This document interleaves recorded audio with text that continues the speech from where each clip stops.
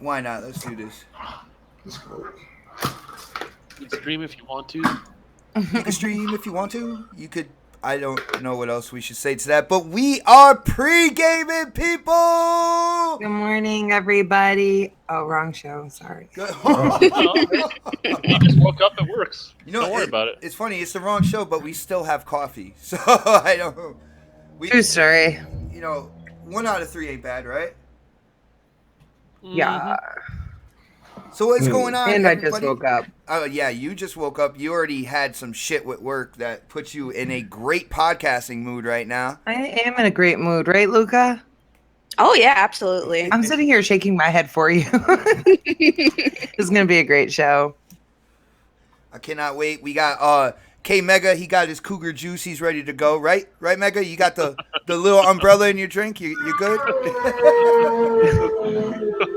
He's tasting the rainbow in his drink right now. Yeah, man. Faces in the chat. What's up, everyone? I have not even started yet. I mean, I just poured it in the cup, and I'm just looking at it, and I'm debating if I want to eat this brownie that I got. Should we ask? What's the ingredients in the brownie, man?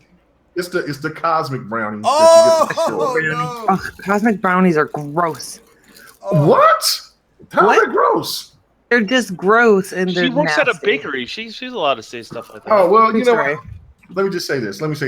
Damn. In the honor of All Day, I think he's achieved his 600 sub. I'm going to take a bite of this cosmic brownie because All Day always eats something. So therefore, congratulations, All Day. Don't you dare slap lips on this show. Don't you? Oh no! Don't you? Oh man! I hate this one right now. I hate that. Hey, what All Day do? You know. You know the thing about All Day though, like it's not that he's constantly eating. I figured it out. He's like a cow. You know how cows like have the multiple stomachs and they have to chew back up and then swallow it again. He's like that. He's constantly like chewing it up, spitting back up, swallowing it. You know, he's just doing that all day. Yeah, he grazed. I think sounds delicious, guys. Let's. I'm gonna bring it back to gaming a little bit. For people who don't know, I live stream Regurgitated gaming. I live streamed Ratchet and Clank a couple of days ago, and I was pumped because I had a lot of fun on the stream. The game looked really good. I like the overlay I used, all that good stuff, right? Yo, I got caught with a copyright strike just because of the way Insomniac made the game with using the movie assets and stuff like that. I actually had the movie company copyright strike the live stream of my video game. I thought that was fucking stupid, yo. Did you do anything about it though? I filed my first ever dispute. Oh my goodness. Yeah. Oh, yeah. Congratulations. And then what happened? We're waiting. We are now waiting for YouTube to get a hold of me.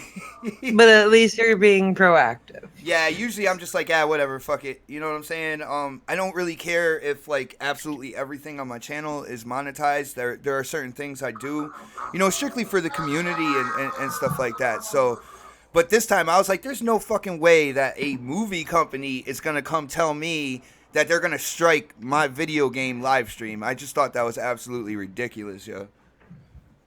Yeah, that does kind of suck. That's crazy. So I put in the dispute because you could type. I put in the dispute. It is a video game. I was. Shout out to Livewire out there. Oh no, man. I wish I had that last night, but I didn't. But I found it. Thank you, Fonzarelli. And if you don't understand why I got that noise, it's because of what Livewire told me, and now he's going to be exposed by it. 6'7". The man is 6'7", and he should be playing with a basketball. Why you put him on blast like this? Don't do that, man.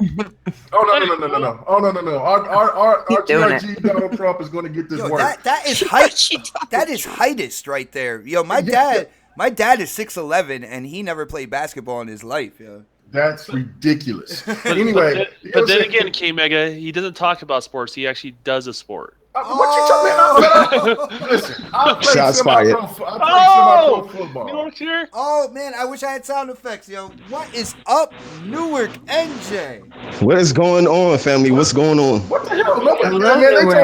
They told me in order for me to keep coming on this show, you was never coming back. What the hell is going on? Wow. That never came out of my mouth, and I was supposed to be here earlier, but I had a little errands to run. But what's up, everybody? What's up, fam? But anyway, let me just say my little thing real fast. Okay, so Never fast. No, because I gotta give him this work. So Livewire, right? He never played basketball, but he used to be a swimmer.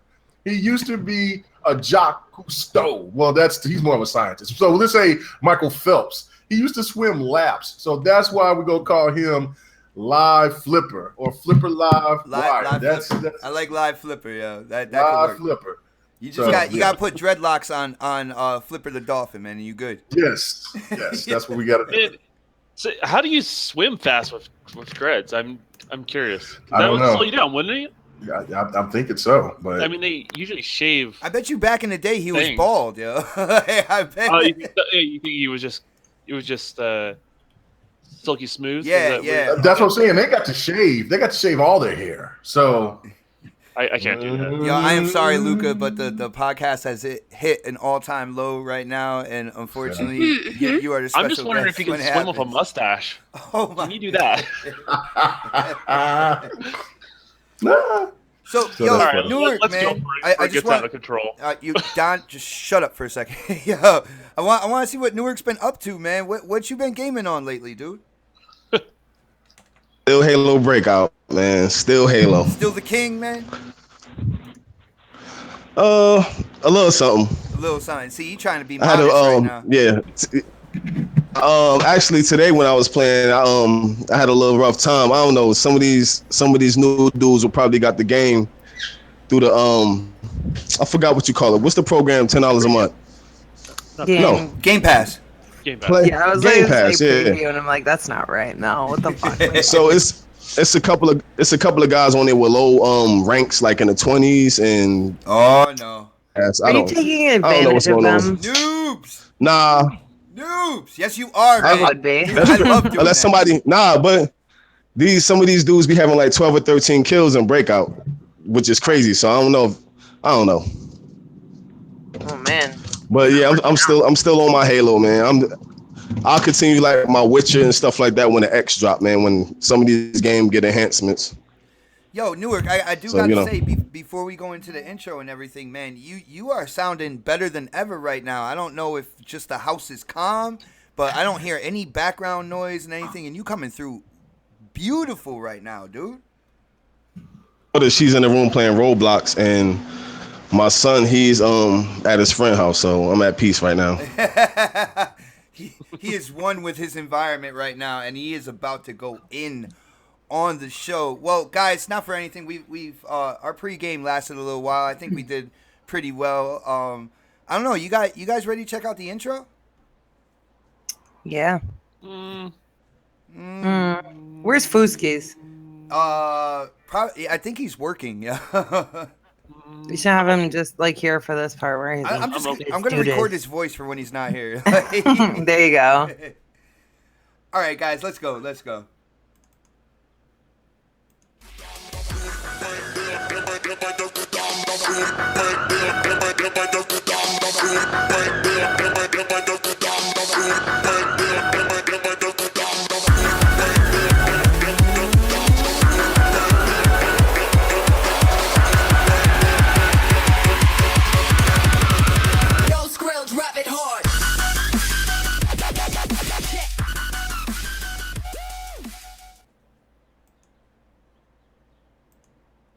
What's going on, people, and welcome to another episode of the Next Podcast. Guys, I am truly hyped for this show today. We have a first ever guest appearance by our special guest today. We're going in talking about IGN and some blatant lies when it comes to Crash Bandicoot.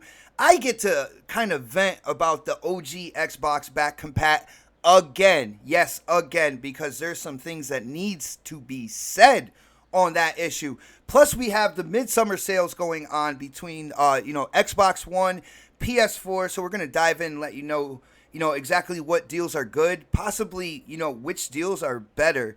But before we get into all that, we gotta do the intros. And what I'm gonna do is I'm gonna leave our special guest for last. I'm gonna go through the panel right now, and I am gonna start with the first lady of the Next Podcast, the creator of the nextpodcast.com. Oh, snaps! Buenos dias. Happy Saturday, everybody. I'm grumpy, but I'm happy to be here. And hello, everybody in the chat. You guys are all amazing for joining us. Nice. Yeah, yo, when you were getting into that whole issue from work, and at one point in time you're like, I might have to go. I was like, no, we really, really want you on the show, but I'm glad everything kind of worked out. And I think you cracked that whip, right? You're really like, no, you need to get done. Do something like that. Something like that. I got you. Next on the list, I am proud to introduce this guy again. He took a little break from Twitter, and I couldn't really get a hold of him for the links and stuff, which is my fault. But I am glad to introduce the self-proclaimed king of breakout himself, Newark NJ. What's going on, Next Family? It's good to finally be back. These past 2 weeks seemed like it was forever. I'm glad to be back and hope everybody enjoyed the show. Nice, brother, man. Next on the list, we have to go with that chinchilla wearing fool who actually dropped another YouTube video today, and you can check that out after this show. But it's time to stand up, show that respect, kiss that ring, the Don. Hey, what's up, guys? Bots started with the whole kiss that ring thing, and nothing but my comments so far on that video is people saying that. So it's actually nice to see that. It's nice to see that it's caught on. And yeah, we'll talk about the video later, but I'm more excited about being here, being now, special guest, having New York back. It just, everything feels right. Only if we can get Foos here, I think everything would all line up for sure. Yeah, we are definitely missing that golden voice right now. He is working hard for that paycheck. So, huge shout out to my boy Foos. When he's not working, when he's not on the podcast, he's on Injustice 2, holding the entire guild down that pretty much all of us belong to. And, huge shout out to him. But let's go next on the list. My brother coming live from the 405. And, he's just trying to talk to the intelligent gamers out there. K Mega. Oh shit. That's what's going on, baby. Tonight is the night that K Mega's coming back in rare form. This is like, I got a couple of days left until my podcast vacation. So I'm just gonna act a damn fool everywhere I go. This is just what's gonna happen. A lot of sound effects. We're just gonna be all right, man. That's why he's the Kanye West of our podcast. Oh no, are you gonna pull it out, man? All right, Don, are you gonna do it? You want me to? Tell me, guys, if this sounds like K Mega. I am the number one most impactful artist of our generation. I am Shakespeare in the flesh. Walt Disney, Nike, Google. That's not K Mega? Yeah. No, that's what I'm saying. Sounds just like him. You just gotta hold it totally K Mega. That's cold-blooded, but you know what? That's all right. I like that. But anyway, man, I'm glad to see Newark back, man. Missed you, and we're just waiting on Foosky to get the whole family on here. Of course, happy to have get our guest on. You know what I'm saying? Another person of color. I love that. So anyway, let's get it. Wow. I don't know. I think he just took jabs at Newark right there, but I don't know why, man. What are you talking about? I said another. That's what. Come on, Dale. All right, guys, and our very, very special guest today. She is the reason that I actually moved the podcast to the basement, just because I wanted her to walk down 2 flights of stairs, coming straight from the 2nd floor. Luca. Hey, what's going on, guys? It's me, Luca, from the 2nd floor. I just want to say thank you so much for having me on. I'm really excited tonight. I'm really excited to talk about these topics. I'm down, man. I cannot wait. I'm sure it's going to be a great show, and I'm ready for it. Nice. Thank you for accepting, the invite to come on. It's been a long time coming. It's cool to see how like you started with MNC Mornings and how like just you on Twitter and then on different podcasts. I know you're starting a new podcast with Dealer, which we will talk about. But it's cool to see you kind of grow out there in social media and stuff, and basically start from MNC Mornings, man. That's amazing. Yeah, it's been great. I feel very honored and blessed to have been given this opportunity. I was just a random person calling in, and I guess they noticed something different about me, something special.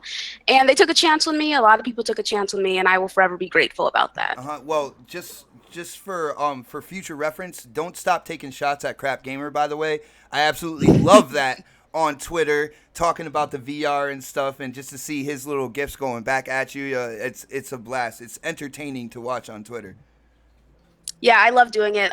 Dragging Crap is like my favorite pastime. I do it when I message him. I do it in public. Like, I can't help it. He makes it so easy. Like, he just sets himself up for it. And I'm like, really? You just, you set me up for a strike, bro, and I'm just gonna come at you. He thinks it's funny for the most part, but I love when people think we're actually being serious and actually fighting with each other. I'm like, oh. That's because he gets a lot of serious people wanting to pick fights with him. So I mean, that's the reason why. This is true. This is very true. Nice. Well, guys, let's dive into the topics, and usually we start with the special guest. So I'm going through the topics here.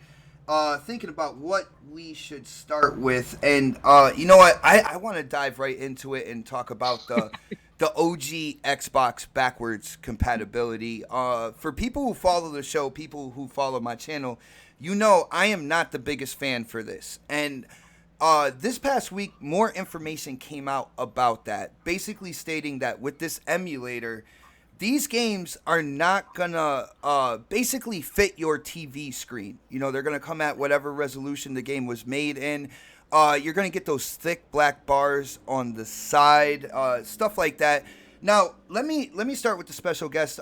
Luca, first off, what do you think about the original Xbox games coming via backwards compatibility on Xbox One? And then what do you think about what I'm saying with the quality of the games? You're gonna get those thick black bars. It's gonna kind of look like a mobile game, basically displayed on your TV. What do you think about that? Well, first of all, I just want to say that as an Xbox fan, it's good that they're giving us these options and giving us a choice to play these games. However, Jan, listen, I don't care about OG Xbox games. I'm 24, not 44. I don't have any nostalgia for that. I was around during that era in the sense that I wasn't gaming during that era, so I don't care. I'm not surprised that it's going to be the same quality as it was. I'm not surprised about the black bars. These games are super old. The fact that they were even able to do it, to give us these games, is surprising to me. So, of course, there's going to be caveats to it. I don't think it's a big deal, but then again, I don't really care. All right. Well, speaking of you don't care, this is my next thing, because I think me and the Don were kind of going at it in the DM a little bit, and I wanna hit you with this question, Luca. With that being said, and I know people love options, they love choices and stuff, but do you feel like whatever money they used, whether it was man hours and stuff in development of getting this emulator going, do you think that they could have used this money to do something better, like new games, put it towards that funding or whatnot? Well, the way I feel about it is that we don't actually know the process that went through with them making these games backwards compatible. We don't know how long it took or who they hired to do it or if they were doing it. So it's hard for me to say, well, maybe they could have been doing something else, because we don't know how much effort it took for them to do this. You know what I mean? So yeah, it'd be nice if they were focused on, giving us more first-party games. But for the most part, since we don't know the entire situation, it's hard to make a comment on that. You are definitely a mooch maniac, because you gave the most politically correct answer I have ever heard in my life. I'm just gonna take it down as you agree with me, and they could have used money somewhere else. And I'm gonna move to my rival here, the Don, on this. Dude, what do you think about the quality of these OG Xbox games, with what I said in terms of it not fitting your screen and stuff like that? And do you think they could have used this money, because they did spend at least some type of money, whether they're, man hours for paychecks or something? There was money that went into this project. Do you think they could have used it somewhere else for something better? I'm pretty sure the money they would have used, it would have come out of the features for the console, because they're always changing the OS, doing things like that. It would have came out of that, probably that group. It wouldn't come out of the total game library, budget, like first party exclusives, that sort of thing. It just doesn't make any sense that it'll come out of there. You never know. These guys could have been like, it could have been like a little side project that like they were doing on the side, and next thing you know, they have a meeting with Phil and they say, hey, like, we broke it, we got it all figured out. Do you want this feature? We want to do it. And those sort of things do happen, where they're really passionate people that work there, and they have their main job that they're doing, but also they do sometimes work on side projects. So I just don't think it takes away from anything. It's just an option for the people that want it. As I said before, I don't want it, but I'm always rooting for other people and things that they want for their console. Not every feature on Xbox I care about, but some of them I do. And the only way I'm going to get people to rally for the things I want and the things I like is also to support them on the things that they want and they enjoy from the console. So I got you. Another very PC answer. Let's go to somebody who might not be so politically correct, and she's probably going to tell me she just doesn't give a shit about this. But oh snaps!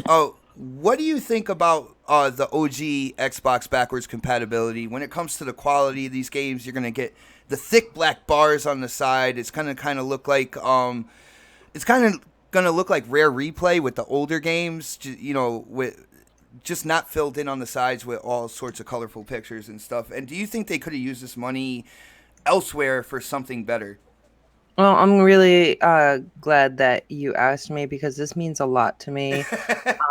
Mostly because I don't give a shit. I knew it. I'm kind of with Luca. I mean, I'm not 24, guys. I'm not, but I have 28. Yeah. Yeah, sure. Geez, how do I put this? I'm not into the older looking games. I would play the games if they were like, remastered, redone. They look good. I can't do the pixelated bullshit. It's not my thing, and I have no ties to games from the past. Unless it's like fucking The Legend of Zelda, the old one, or like an old school Mario. I would play those. Mm-hmm. But this is not that. This is something totally different. They're OG Xbox games, and while they might mean a lot to some people, it's not my thing. And I can't speak for everybody, but that's why you're getting my opinion.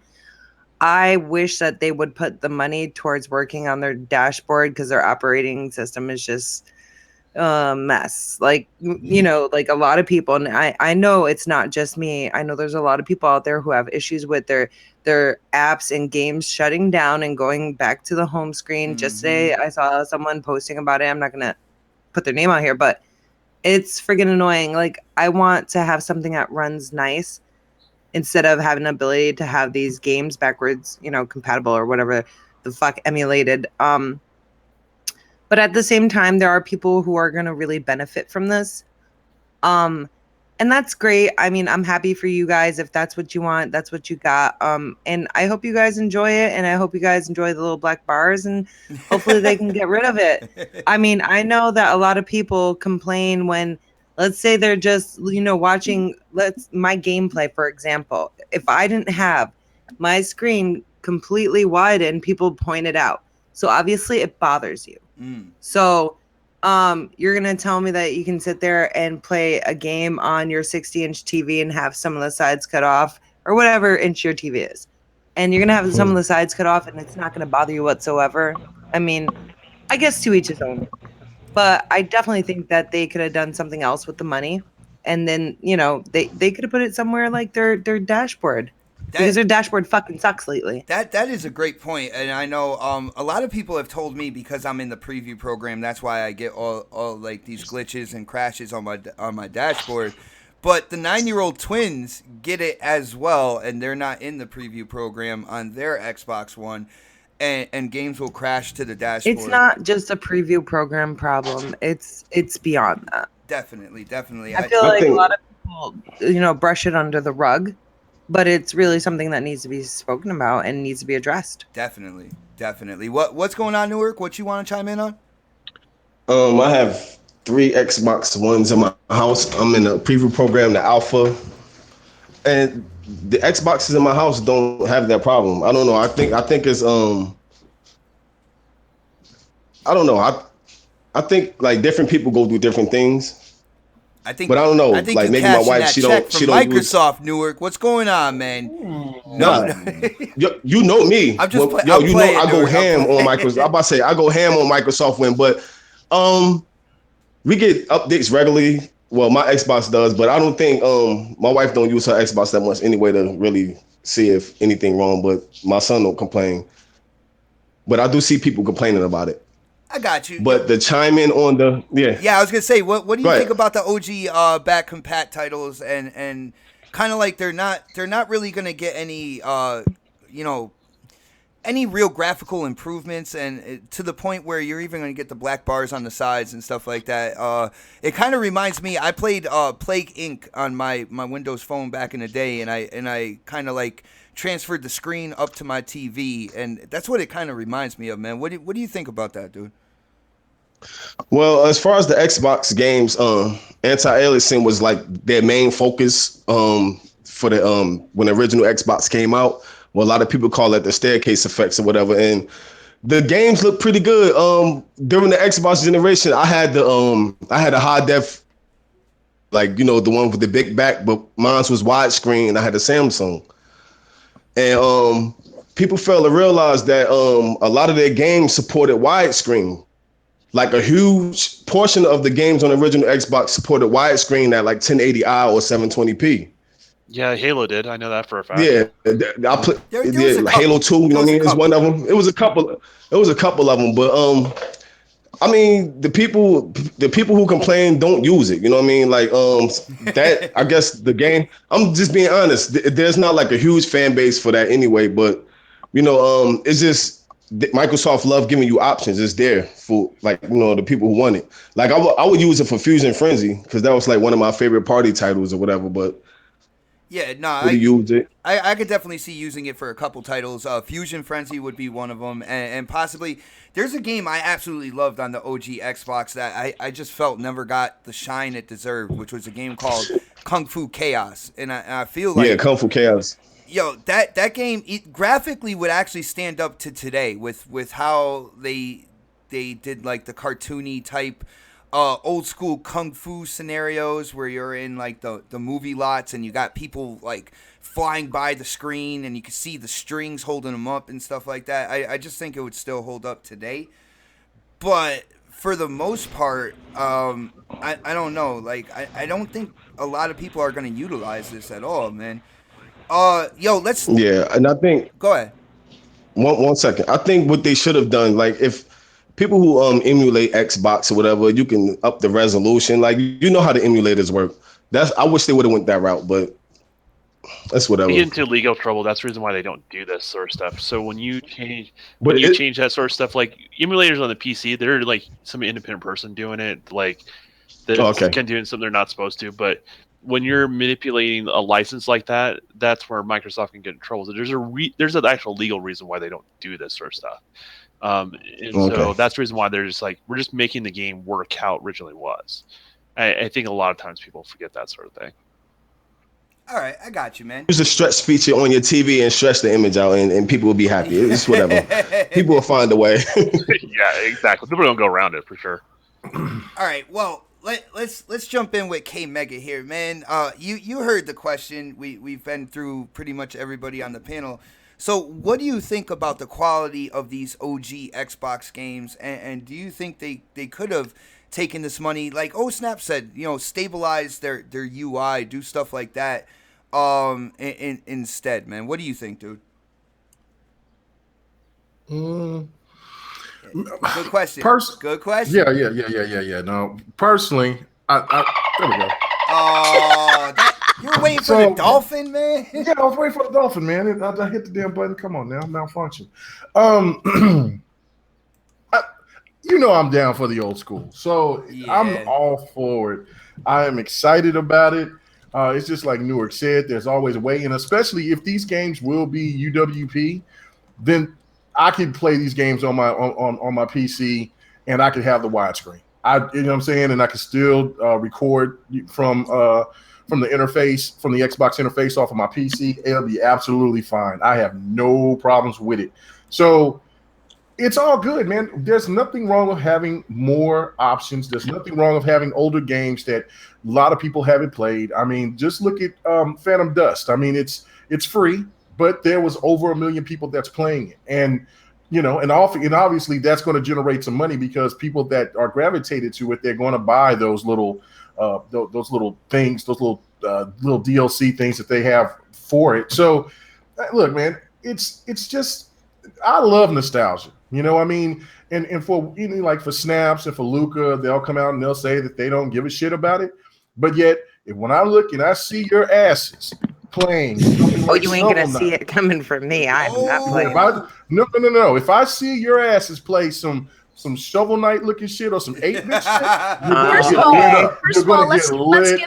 let's get this straight. I don't play anything that's not a AAA. I'm just gonna put that out there right now. I've heard you say casual. I've heard you say that before. But when you jump around and try to be a mooch maniac or a crapaholic, you're gonna be playing some of them little funny games, and then I'm gonna be right there waiting. I'm gonna be in the bushes. Fam. I will call all them out for that shit. Like if I say I'm not interested in something, I'm not interested in it. I don't give a damn if Mooch and Crap are playing Friday the 13th. That shit still looks like trash. Sorry, Xbot Mel. Sorry. It does. It does. But it looks like trash. You know, which Crap one? with the Friday the 13th. Crap with the VR. I've been dragging his ass about that for like months now. You know, just because like I'm cool with them doesn't mean I'm gonna agree with them. Most of the time I don't agree with them, and I'll call them out on it. You know, like if I'm not interested in something, I'm not gonna buy it. I'm not gonna play it. And I'm not gonna change my mind about it. I'm not gonna pick up any of these older games because I'm not interested in them. I didn't grow up with them. I don't care about them. Noted. Because like I said, it's gonna be an alert, and it's going you ain't gonna. And I'm gonna be coming full force, letting you know who the hell coming about it. But Megan, you jump into my party like, got you, fraud. I got you, fraud. Freaking fraud. You know what I'm saying? Anyway, but no, look, for a lot of players out there, I know that they're not interested into it. That's why they're only going to bring out a select number of those games. But I've been saying this for a long time, that this is a barometer for them to see what kind of games that gravitate to people, and maybe they can try to, you know, revamp those games to where we can actually get a AAA version of those games. Brother, it's not going to be. Exactly it's not going to be a good barometer, though, man. Like you got the newer game. Hold on. You got the newer gamers out there that once they see this, like Crimson Skies was a great game for its time, right? If you put that out there now with the newer gamers, they're gonna be like, "Oh, it was a pretty cool concept, but it's what not, the yeah, hell it's not does for it them look though." like?" That's not necessarily true, man. Have you not seen how many PC gamers and what kind of games they play? They're not graphically demanding whatsoever. You see other players that's playing other games like, I mean, look, Friday the 13th, it's fun, but graphically impressive? No, it's not. People going in on Friday. Well, I'm just saying. When you look at the culling, that game is not graphically impressive. You know what I'm saying? But those things are awesome to play, right? So that's the thing of, you know, this is just for a niche group that could probably bring out one of these games. Like, let's say that Brute Force come out and it becomes a hit. Like, you know, people just like, hey, I like Brute Force, and the fact that these games are not going to be expensive.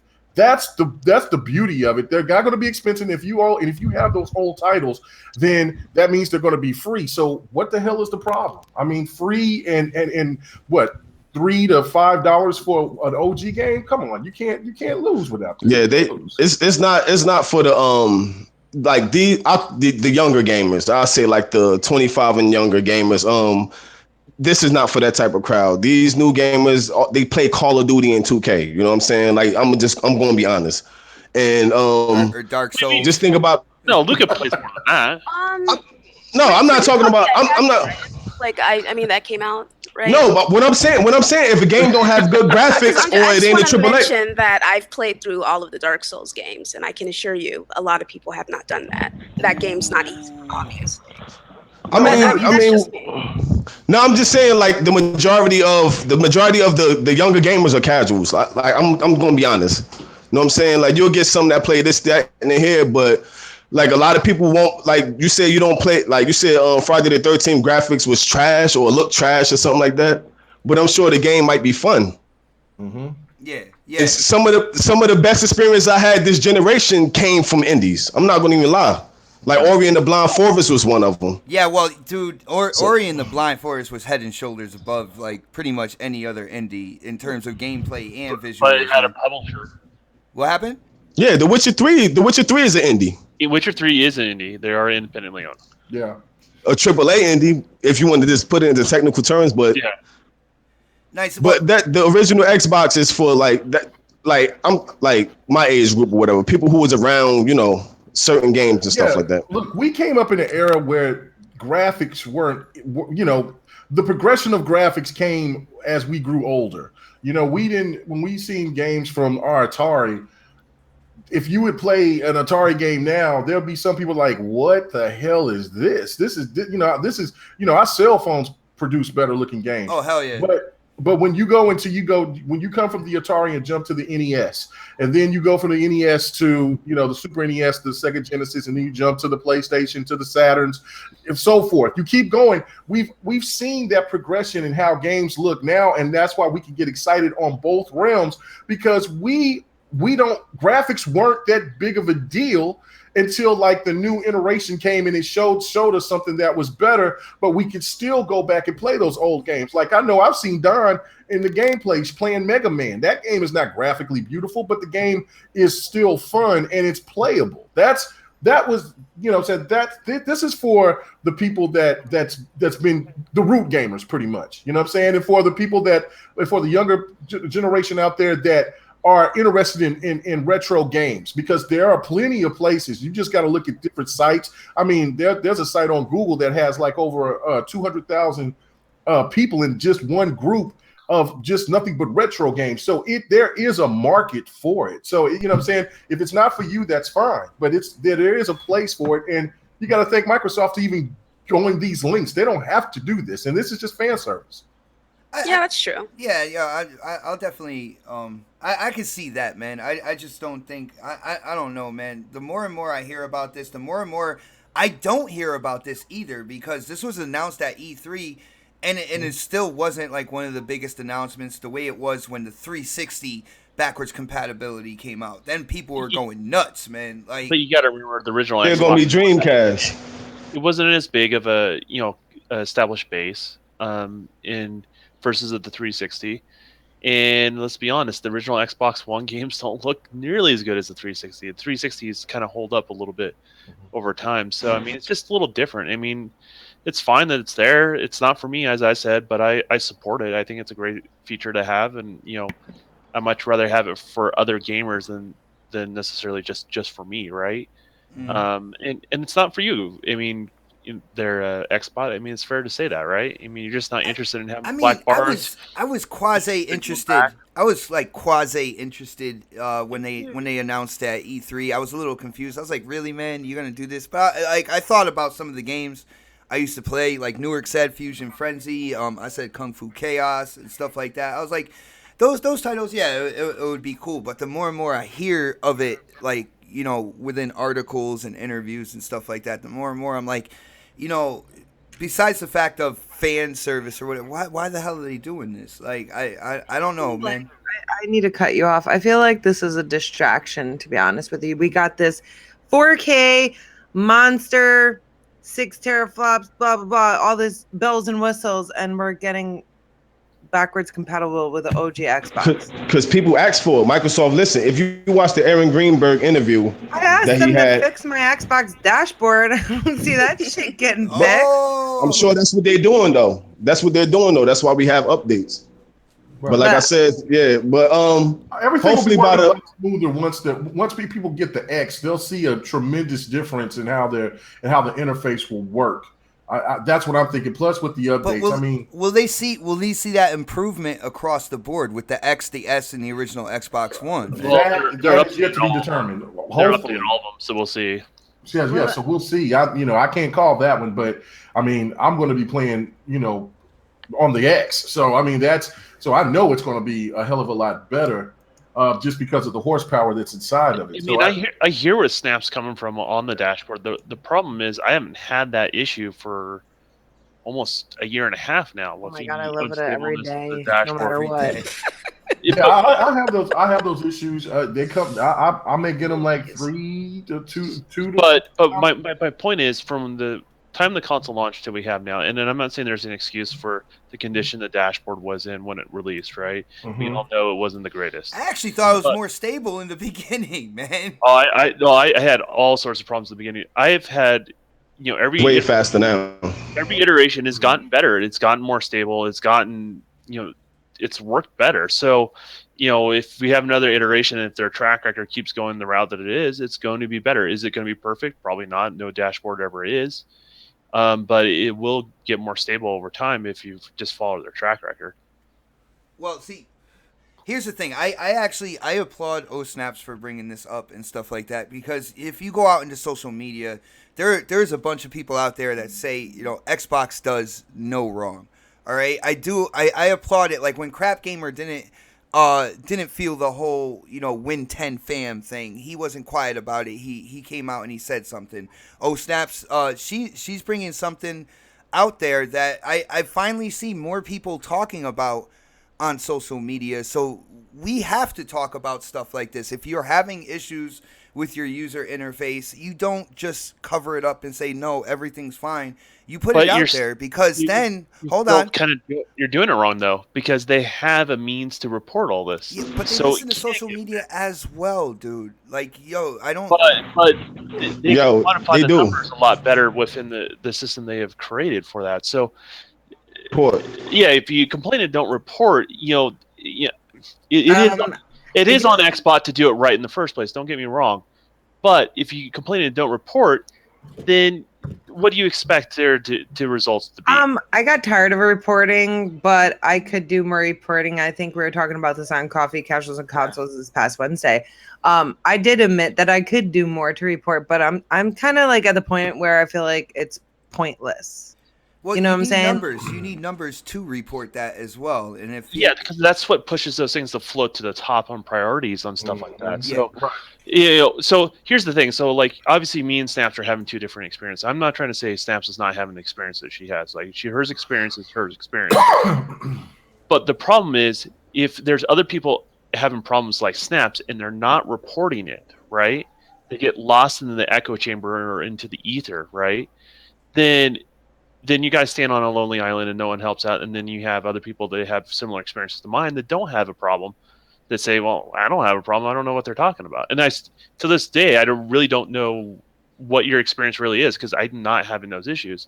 But if you're not reporting them, and then they don't have your gamer tag, and because the gamer tag's tied to it, they also know what systems you play on based on your gamer tag, all this sort of stuff, so they can isolate some of these hardware or software related issues.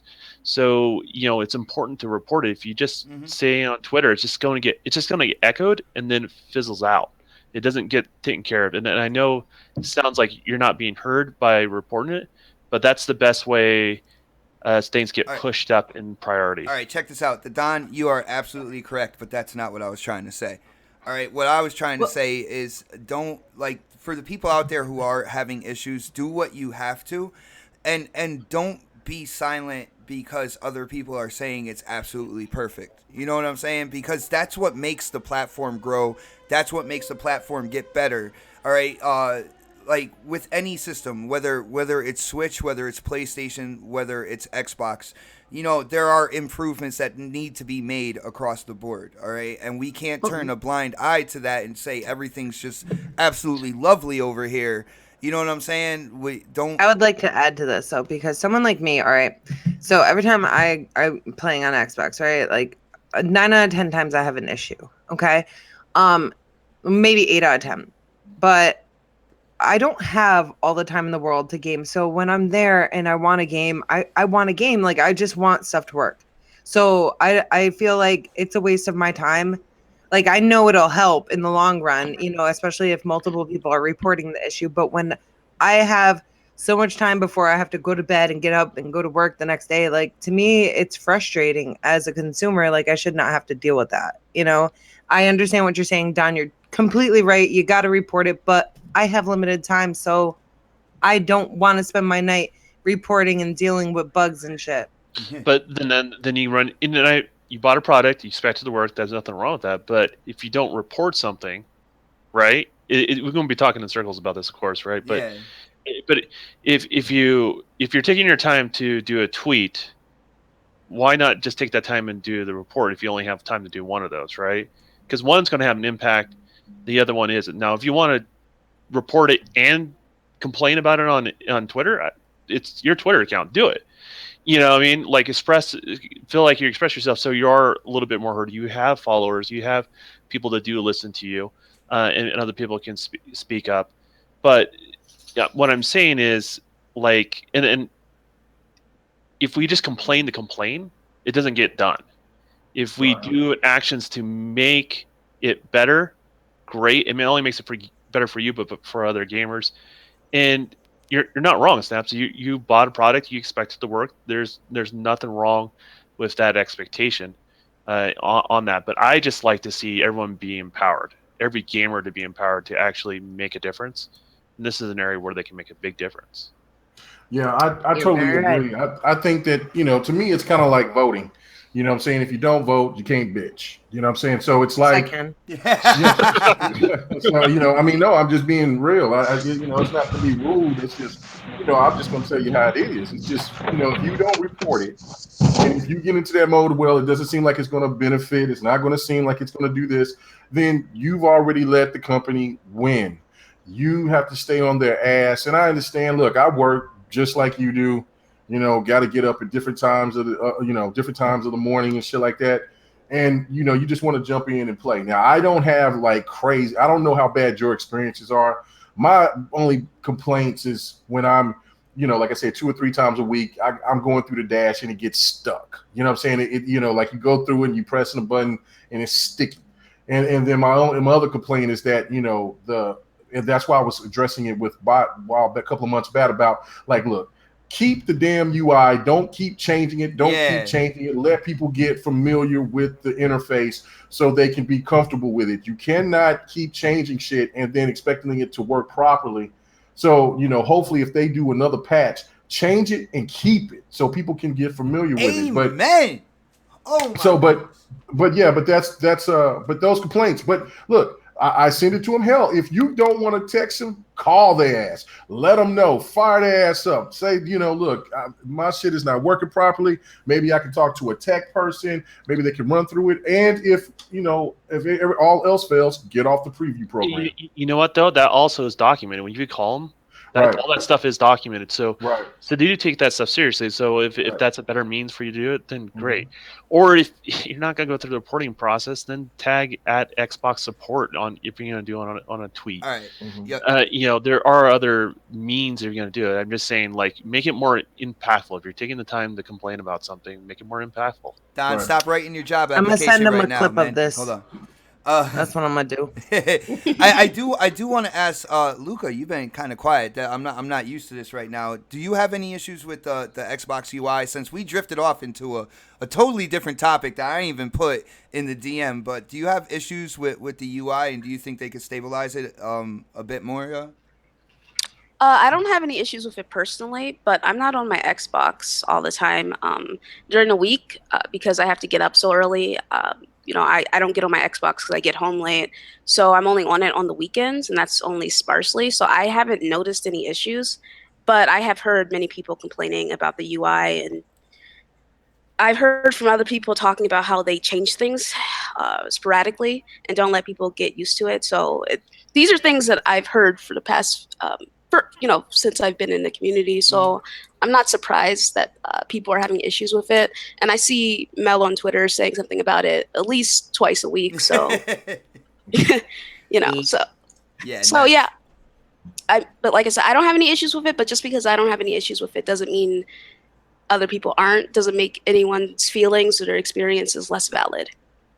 True that. True that. All right. Well, guys, let's move on to a different topic and let's talk about deals, because we have the midsummer sale going on Xbox, and we also have a sale going on with the PlayStation 4. You know, it is about that time of the year where they come and they try to really unload those older titles. Not exactly ancient titles, but titles within the past year and beyond. And they try giving crazy discounts on this.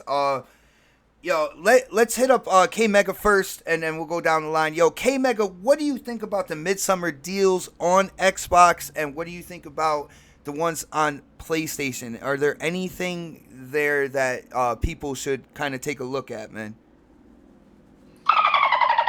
Oh my God. They're not coming back with Echo the Dolphin, man. Come on. Oh man, I want Echo. Never mind, man. Ace Ventura, Pet Detective. Oh man, yeah, I know. Yeah, no, both are good deals. You know, if I had to take my pick, it would be the PlayStation, because I didn't have certain games. So I you know, and I bought more games on the PlayStation's deal, but I'm own most of the games that they got on the Xbox deal. So that's why it's not as exciting to me, because of the fact that, you know, I didn't have as many PlayStation games as I do Xbox games. So, but both of them are really rich. I want Sniper Elite 4, but you know, I probably just wait, because a lot of I'm doing what Newark was saying earlier. I'm holding on to a lot of my games and not playing them until the X come, so I could see them in, you know, in buttery 4K or whatever, 1440p, whatever the hell it is going to be. But you know, but I enjoy both deals. I think that, you know, if you have both consoles, you're winning, because they have something for everybody. Mm-hmm. I mean, just like I got Ratchet and Clank, beautiful game. It's a great looking game. Then like I got Zombie Trilogy. I finally got Zombie Trilogy. People have been telling me to get it, and I'm like, okay, yeah. And then I was playing it, and then shit, I played it for about like 2 hours with some people with some random people, but it was fun. And I'm like, oh, that, you know, that's a dope ass game, and just you know.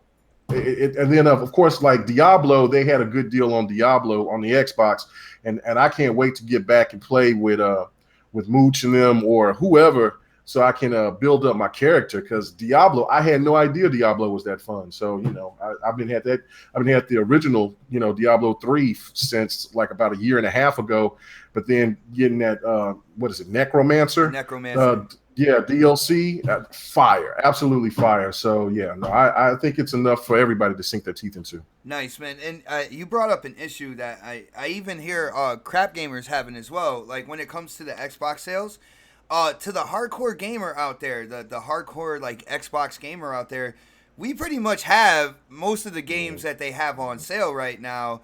And I hear a lot of them, even crap gamers said, like the PlayStation Store, like they have a fire sale right now with God of War 3 remastered for like $4, freaking Ratchet and Clank, which is like, to me right now, is probably one of the top 2 games on the PS4, is only $8.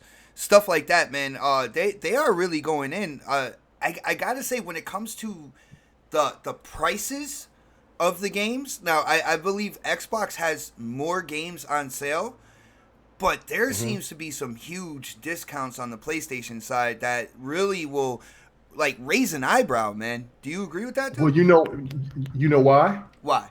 Because most of those games are single player experiences, so you're only going to be one and done with them, you know, majority of the time. And Xbox games are more primarily for, you know, you're just going to, they're more repetitive. So, you know, that PlayStation sell for? I think somebody told me the 10th, but I thought it said the 5th. So, you know, just, you know, jump on it, because and then I think another thing for us, because we're late adopters of the 4, is that these games that we weren't, that if they were $60 or $30 or $40, we wouldn't buy them, but because they're so cheap and we're curious. Like with Killzone. I mean, you got me scared to play Killzone. Oh, dude, don't fucking do it, man. I already bought it. I got to see it at least. Oh. So so it's just those games are so cheap. So I'm like, you might as well give them a try. And I think that anybody that goes and as a late adopter to the Xbox, and they go and they jump on the games, and they got a good sale for them, it's going to be the same way. They're going to get excited, like, oh, I wasn't going to buy this game for $60 or whatever, but now this game is $25, $20, whatever. I'm going to jump on it and I'm going to play it, and they pretty much are probably going to enjoy it, just like we're enjoying some of the games that they have. Not all of them, but some of them. All right, I just want to let people. Oh man, there was an error. I'm putting links to the sales in the chat. For some reason or another, they won't let me. I'm gonna try the Xbox One again. For some reason, I don't know if anybody else on the panel could link like Xbox.com, the Ultimate Game Sale. For some reason, it's not letting me do it right now. I believe everybody here is a moderator. I would really appreciate it. I think it's just Microsoft Edge trying to claim I'm Ponybot again, and they won't let me put the Xbox sale up on there. But it won't let me do the same thing either. I'm on it on my dashboard on the Xbox right now. Oh, nice. People can go visit their Be careful Xbox. what you do. I'll crash on you. Well, oh snaps! I'm trying to tread lightly here. What do you think about these two sales? What is there anything that kind of caught your eye with both of them that are deals people should look at? What's going on? I got 7 Days to Die on the flash sale, but I don't know if that was part of the summer sale. No, that was a different one. That was the sale right before like that Ultimate Summer Sale. The sale before the sale? Listen, I'm happy with my $10.48 purchase of 7 Days to Die because that's on PlayStation, and on Xbox, 7 Days to Die is $12. So, I had, who was it? Killer Scorpion, I think, sent me a message saying it's $12 on Xbox. And I'm like, but I don't want to buy it again.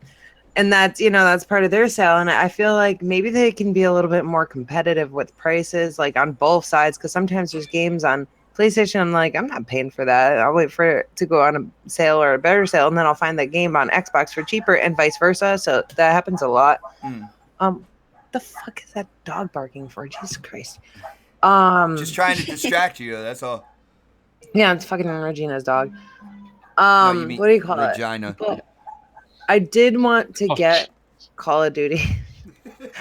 I did want to get Call of Duty. I want to kind of get back into Call of Duty. I haven't played a Call of Duty in a while. So are you looking, I know on the Xbox sale they have the bundle of, was it Infinite Warfare, Modern Warfare Remastered, and Destiny for like $65? I don't want Destiny though. I don't, because I don't want it on here. I wanted it on PlayStation, and now I lost that like oomph to play it. Mm-hmm. And with all these other games that we have, I feel like it's pointless. And eventually Destiny 2 is going to be out and about, and I'm just not going to waste the money.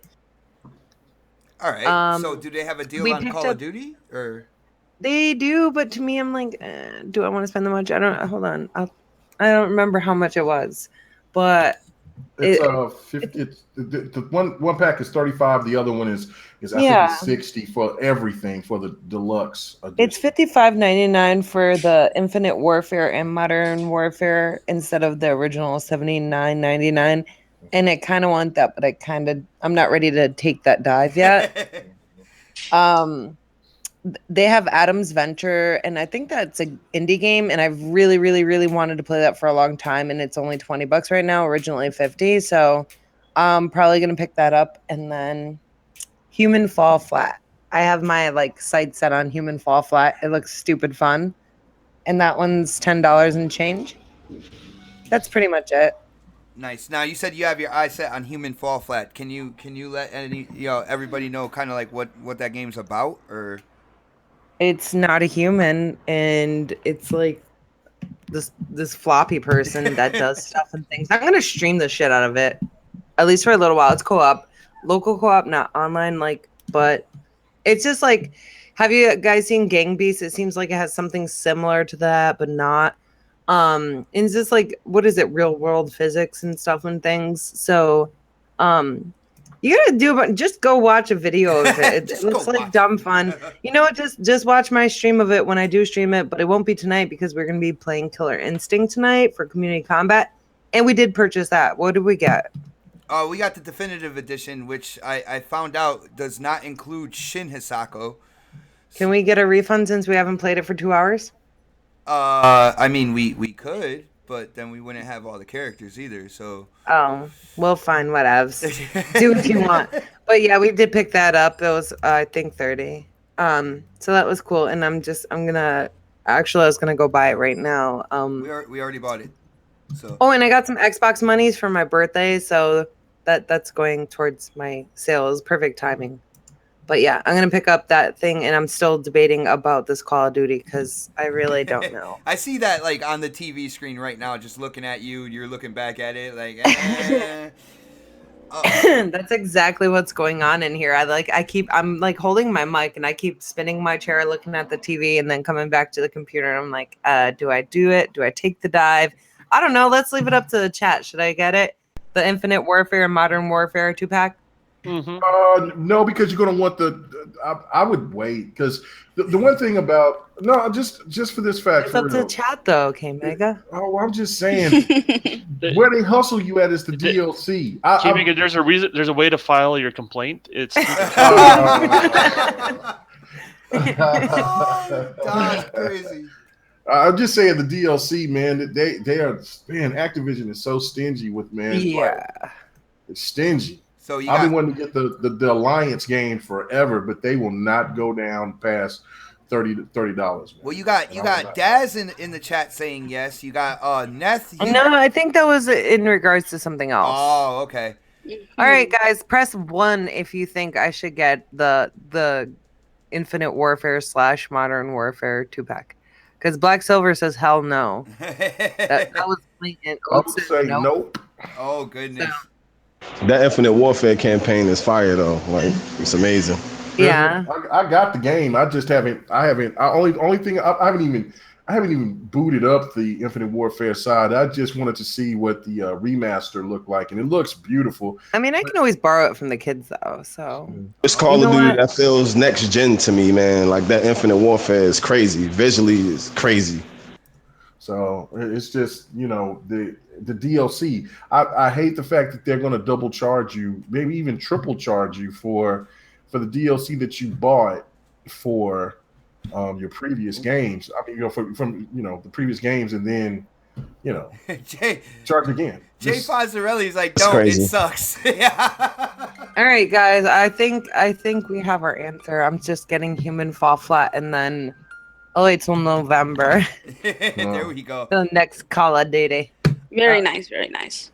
Well, yo, Luca, you are chiming in right on time because I want to know what you think about these deals on the PlayStation side, on the Xbox side. Have you taken advantage of any of these game discounts? What's going on, Luca?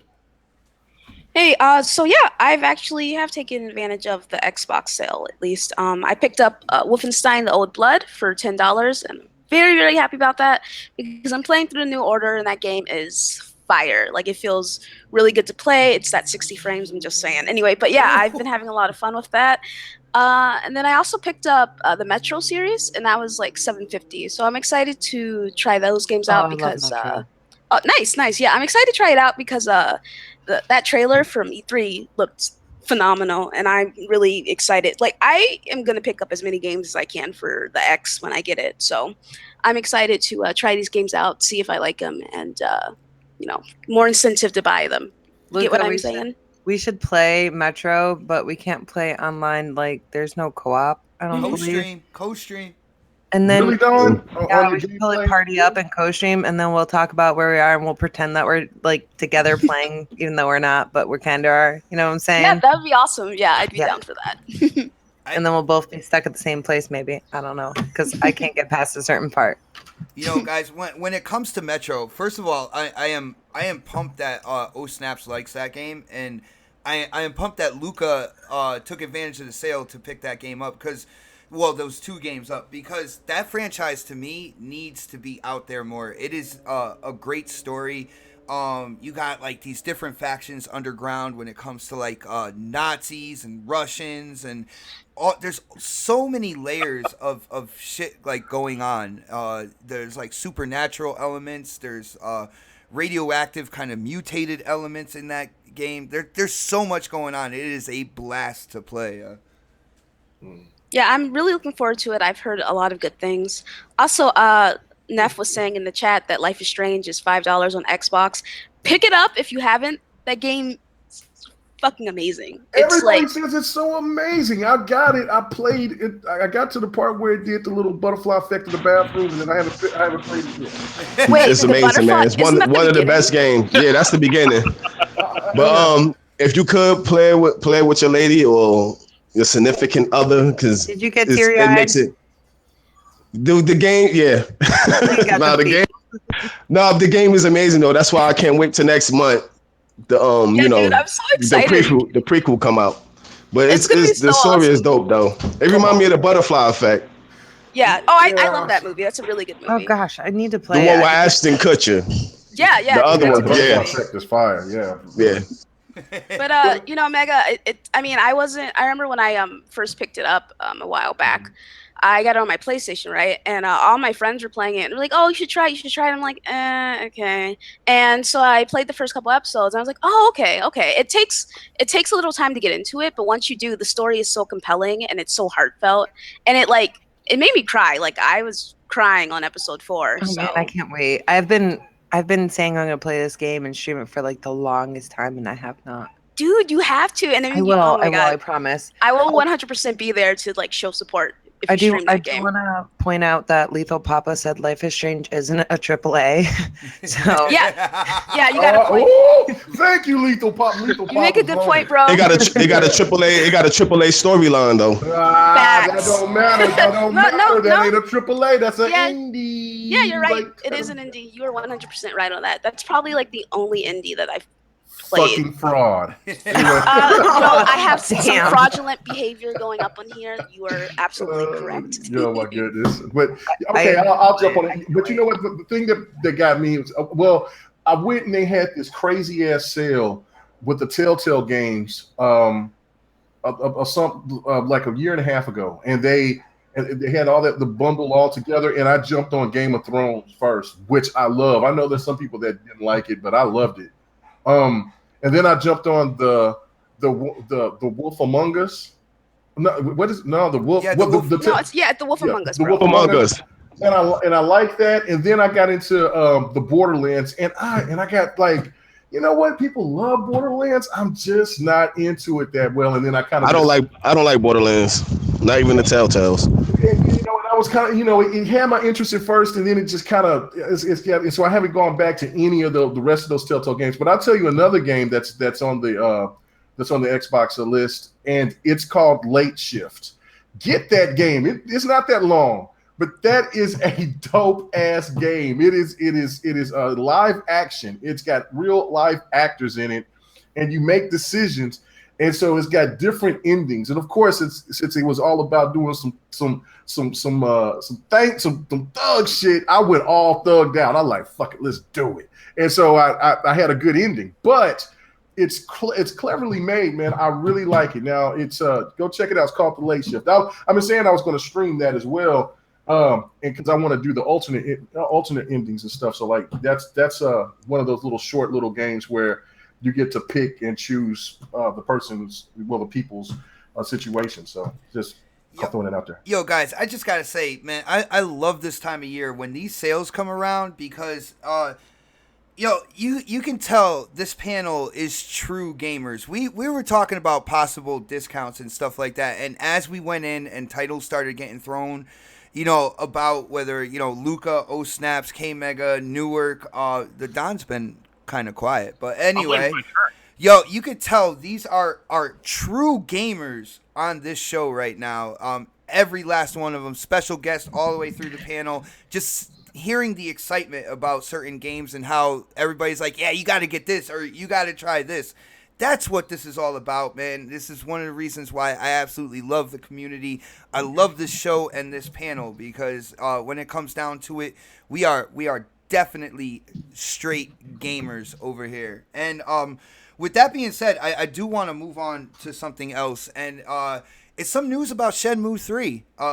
People were wondering about this title. It was It was announced, Mega, was it announced like what, 2 years ago at E3? Yeah. 2 years ago, and then within that 2 years, how much more have we heard about it? What's that number? Less than one, Mega? Yeah. Pretty much zero. Zilch. Zilch. But they're saying that gameplay is actually their gameplay footage is going to be shown at Gamescom this year, and I want to get in on this, yo Don, Don, with Shenmue 3, first of all, are you a Shenmue fan, and what do you think about finally actually getting to see footage of this game at Gamescom, man? I can honestly care less about Shenmue.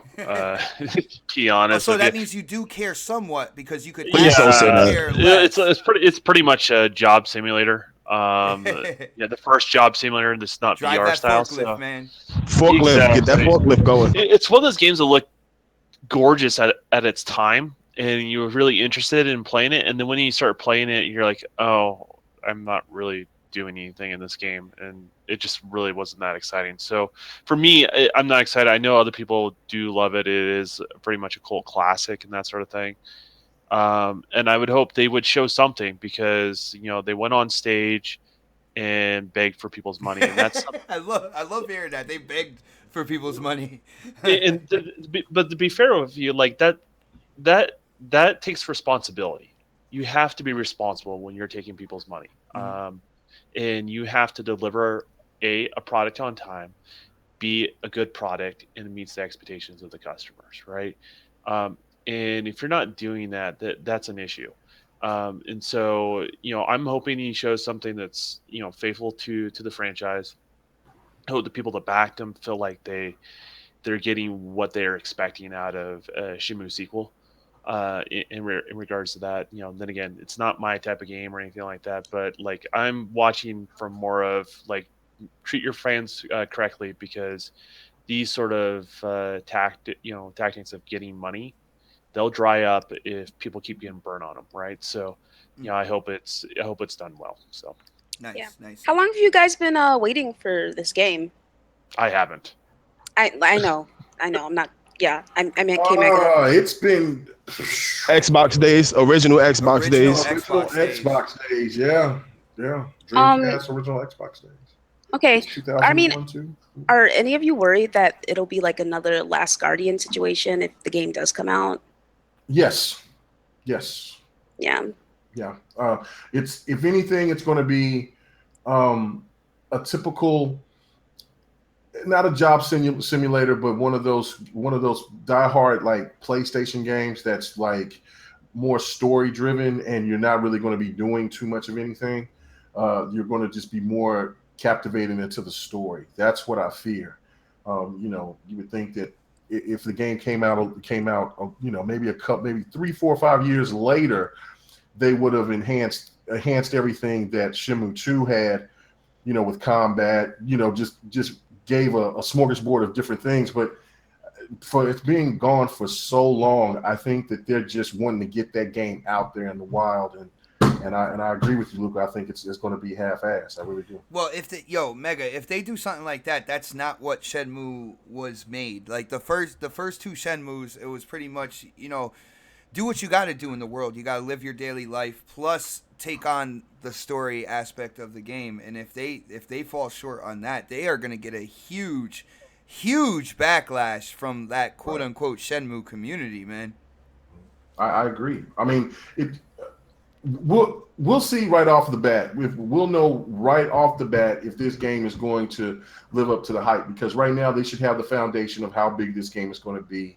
What's the plot? Give us a direction of something. But if they go and they show us a trailer and give us like a 1 minute little clip of him doing something, and just something that we know that it doesn't pass the smell test, then my excitement's just gonna go to shit. So K-Mega smells his games. Yeah, he does. Of course. He does. That fresh game smell, when you crack it open, or no, that's why I buy digital, so I don't have to smell that fresh digital smell when you know that. Oh, man. He has a car freshener in his car. It's new game smell. I spray all my games with Febreze. No playing. Wow. Wow. Yo, don't do that to your Switch games, man. You'll fuck them up. Yeah. Yo, Newark, what do you think about actually finally getting to see some gameplay footage from Shenmue 3 at Gamescom, man? Are you excited, dude? Yeah, I'm excited, and I hope it still take place in the 80s. Also, I don't want Rio to have an iPhone 7 and nothing like that. It still got to take place in the 80s, man. So that's Because your he's still that's trying your to big thing, man. It's got to be in the 80s. ruin this. Yeah, I mean the first two original games was in the 80s. It makes sense. Mm-hmm. So if the character shows up in a Michael Jackson jacket, you'd be excited? Yeah, Yeah, of course. yeah. It got to be the red leather one with the zippers on it. I think Yeah, they'll evolve it though, so to make it more modern for. I don't want to spoil it for people. Well, I might not spoil it anyway because a lot of new gamers out here is probably not familiar with the first and the second one, being that was on the Dreamcast and original Xbox, backwards compatible. Oh. Shots fired. But I knew that was coming, man. But all jokes aside, but they can't take it in a new direction because it's still stuff that's not finished yet. Like it's murders that's not solved, and yo, Newark, I don't want to get into it. That's what I was gonna ask you, because you seem like you're kind of like a Shenmue fan. Me, not so much. I finished both of them. I played them, but I got it. To me, it got too kind of like monotonous with trying to live your everyday life and stuff like that. I really didn't get into these titles. So, yo, people in the chat, you can say I'm not a gamer. You can call me whatever the fuck you want. But yeah, I wasn't really interested in this when they announced it. But the story itself wasn't finished in Shenmue 2, right? Finished. Oh, you cut out a little bit. Go ahead. Say that again, Newark. I'm out here cleaning out a pool with her, but yeah, it wasn't finished. So basically, like they needed to come out with another one anyway if they were gonna finish the story, right? Yeah. Exactly. All right, I got you. Like I was like, before they announced it on Sony stage. I think that was Gamescom, right? Sony. No, that was when that they had E3. That was at E3. That was okay. But it was on Sony stage, man. You're right about that. Yeah, but before that, I thought it was just a done deal, man. And then now I know they got the remasters coming out, so maybe that's how everybody will jump back into it. So I got you, man. I don't know, man. Like I played the man, first Shenmue. I hope it's good. I played the first Shenmue. Like I said, I didn't get into it. But yo, let's move on down the list. Yo, oh snaps! Do you have anything to say about Shenmue 3 and actually seeing the gameplay at Gamescom coming up, man? I know nothing about Shenmue 3 other than they raised almost $7 million for their backer kit, and their goal is $2 million. And this says as of June 30th, 2017, they had 74,000 backers for $6,773,000. Wait, how That's many crazy. backers? Huh? How many backers? 74,584. Okay. Well, I thought you said 74. I'm like, 74 backers and they have 74,000. I'm like, how did they do that? I'm like, oh, I see. Their goal was 2 million. That's why I've been so quiet. I've been looking into this, but I've never paid attention to this game. I've never looked into it. I'm not crazy about it. I do think that they put a lot of work into that new logo there. And it looks very close to the old logo, and that's all I really know. So, wasn't the original Shenmue? Weren't they given partial credit for helping put Sega in the position they were in? Because the first two were really expensive to make, right? Yeah, they were really expensive. But Shenmue was made by Sega, so I'm confused. Well, as I say, they're the publisher. Yeah, and what Don's trying to say was, Shenmue was a title that kind of helped them get caught up in financial kind of like red tape. You know what I'm saying? Where all of a sudden they were spending more money than they were making and stuff like that. And I believe that title was one of the reasons why. It was put out there as one of the reasons why. So Don, I think you're correct on that, man. Yeah, I mean, Sega got themselves in trouble with a bunch of other things too. Yeah, it wasn't just Shenmue, but I think Shenmue like Seaman and some other crazy shit. They did a lot of bad hardware decisions. And that was part of it. And then you compound of trying to come back from that with a game the hardware with a crazy budget. the hardware wasn't bad at all. I mean, it was revolutionary. Like those VU little VMUs, controllers, those VU controllers were way Oh, ahead of that this wasn't time. the issue. It was the Yeah. 32X stuff that caused Oh all the yeah. problems in the CD, and they were trying to trade catch up with all that sort of thing. And then you have a game that goes really awry as far as out of budget Mm-hmm. concerned. And I don't know. I think there's some mixing of the numbers, to be honest with you, because I don't think the numbers really add up that game would cost that much back then. But Right. who knows? Well, I mean, they I don't know. Sega was very ambitious, and that's why when you look when people play NBA 2K and stuff now, like you gotta thank the Sega Dreamcast for that, because that whole lineup for visual concepts was epic. The NFL 2K, NBA 2K, the tennis series, baseball, college football, they were the ones that kind of set the tone and made Madden get their ass in gear. Now Madden was legit until they got into the 360 era and the PlayStation 3 era, but once they knew they didn't have no competition. But it's the Dreamcast, it didn't have a lot of games, and yeah, they had a lot of crap games, but the games that were good or fantastic are games that will last the test of time. And Shenmue was one of them. Yo, Dreamcast was even to this day. I know I prefer Xbox One and stuff like that, but I gotta say Dreamcast is still my number one console out of all the consoles I've owned so far.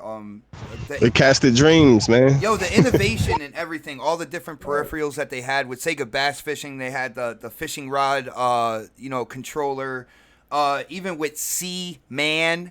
And I am overemphasizing the name so I just don't get any kind of misinterpretations there. A new C-Man supposed to be coming out. Oh goodness! Like no bullshit. Oh goodness! I hope they put a little which space. Is crazy. They put a little space, between it's C part of and the man. It's part of the new Sega, man.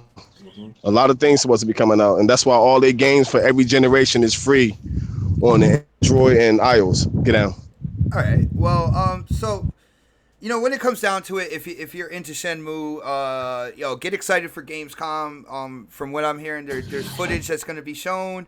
They did show a new character right before E3. It was a really small kind of announcement, and they showed a new character model. The character model looks good. It looks like they're going in on the graphics, but like Snap said, they raised enough fucking money to make a quality game. There should be no excuses this time around. So for the Shenmue fans out there, with Shenmue 3, don't settle for anything less than the absolute best, because they got enough money from backers to do so. With that being said, let's get into our friends at IGN, or as I like to call them, the Fox News of the gaming media industry. And they came out with a Luca, how long was that video, Luca, that they came out with, Crash? How long? 15 minutes. 15 minutes. I just wanted to make sure I didn't want to go over 5 minutes and get called out or anything. They came out with a 15-minute video of Crash Bandicoot, and they titled it, in the title, it said 4K, 60 frames per second. And if you follow... A lot of people misunderstood the video, though. Oh. But I'll get into it when it's my turn. Oh, well, you know what, Newark? We'll let you go first. Just let me fill this out real quick. 4K, 60 frames per second. And for people who follow, the Xbox gaming community, Xbox YouTubers, Crap Gamer already came out and told everybody it was 1440, 30 frames per second, all that good stuff. And to me, it was a blatant lie in the title. They later on changed it, and they said streaming in 4K. But after that, that still seems a little devious in my eyes. Because when it comes to casuals just kind of surfing on YouTube, when they see streaming in 4K, they're automatically going to think the game is 4K. So, Newark, what do you have to say about this information and Fox News? IGN and what they did, man.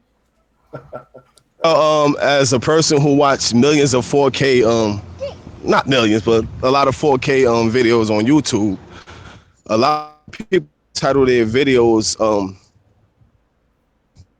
at 60 frames per second, stating that that's what the video is outputting, not the game title itself. Like I watch a lot of even the documentaries I watch, they'll put 4K 60 in there, and then if you go to the settings on the device you're watching, it shows 2160p 60. So I didn't like when I watched the game streamed, I didn't figure that they was talking about the actual resolution and frames per second that the game was running in, but what the video was outputting in. So I never got it that the they was trying to say the game was running in 4K. So maybe that's the reason why they changed it. I don't know. I'm being honest. That being said, you are knowledgeable of that. You're knowledgeable about that, so it's something that you know about. But for someone who's just casually browsing IGN and they see that, it's misleading. But casuals don't care about resolution, though. Like, they don't. Casuals don't care about that. What? No, come on now, Newark. I don't. I mean, come on, man. When I got the PlayStation over the Xbox? Yeah. Come on now. Hold up. Let me tell you something. When I think about casuals, I think about somebody like my son who wants to play the game and don't care about no 4K or no. Come on, we talk about this all the time. They don't care about no resolution.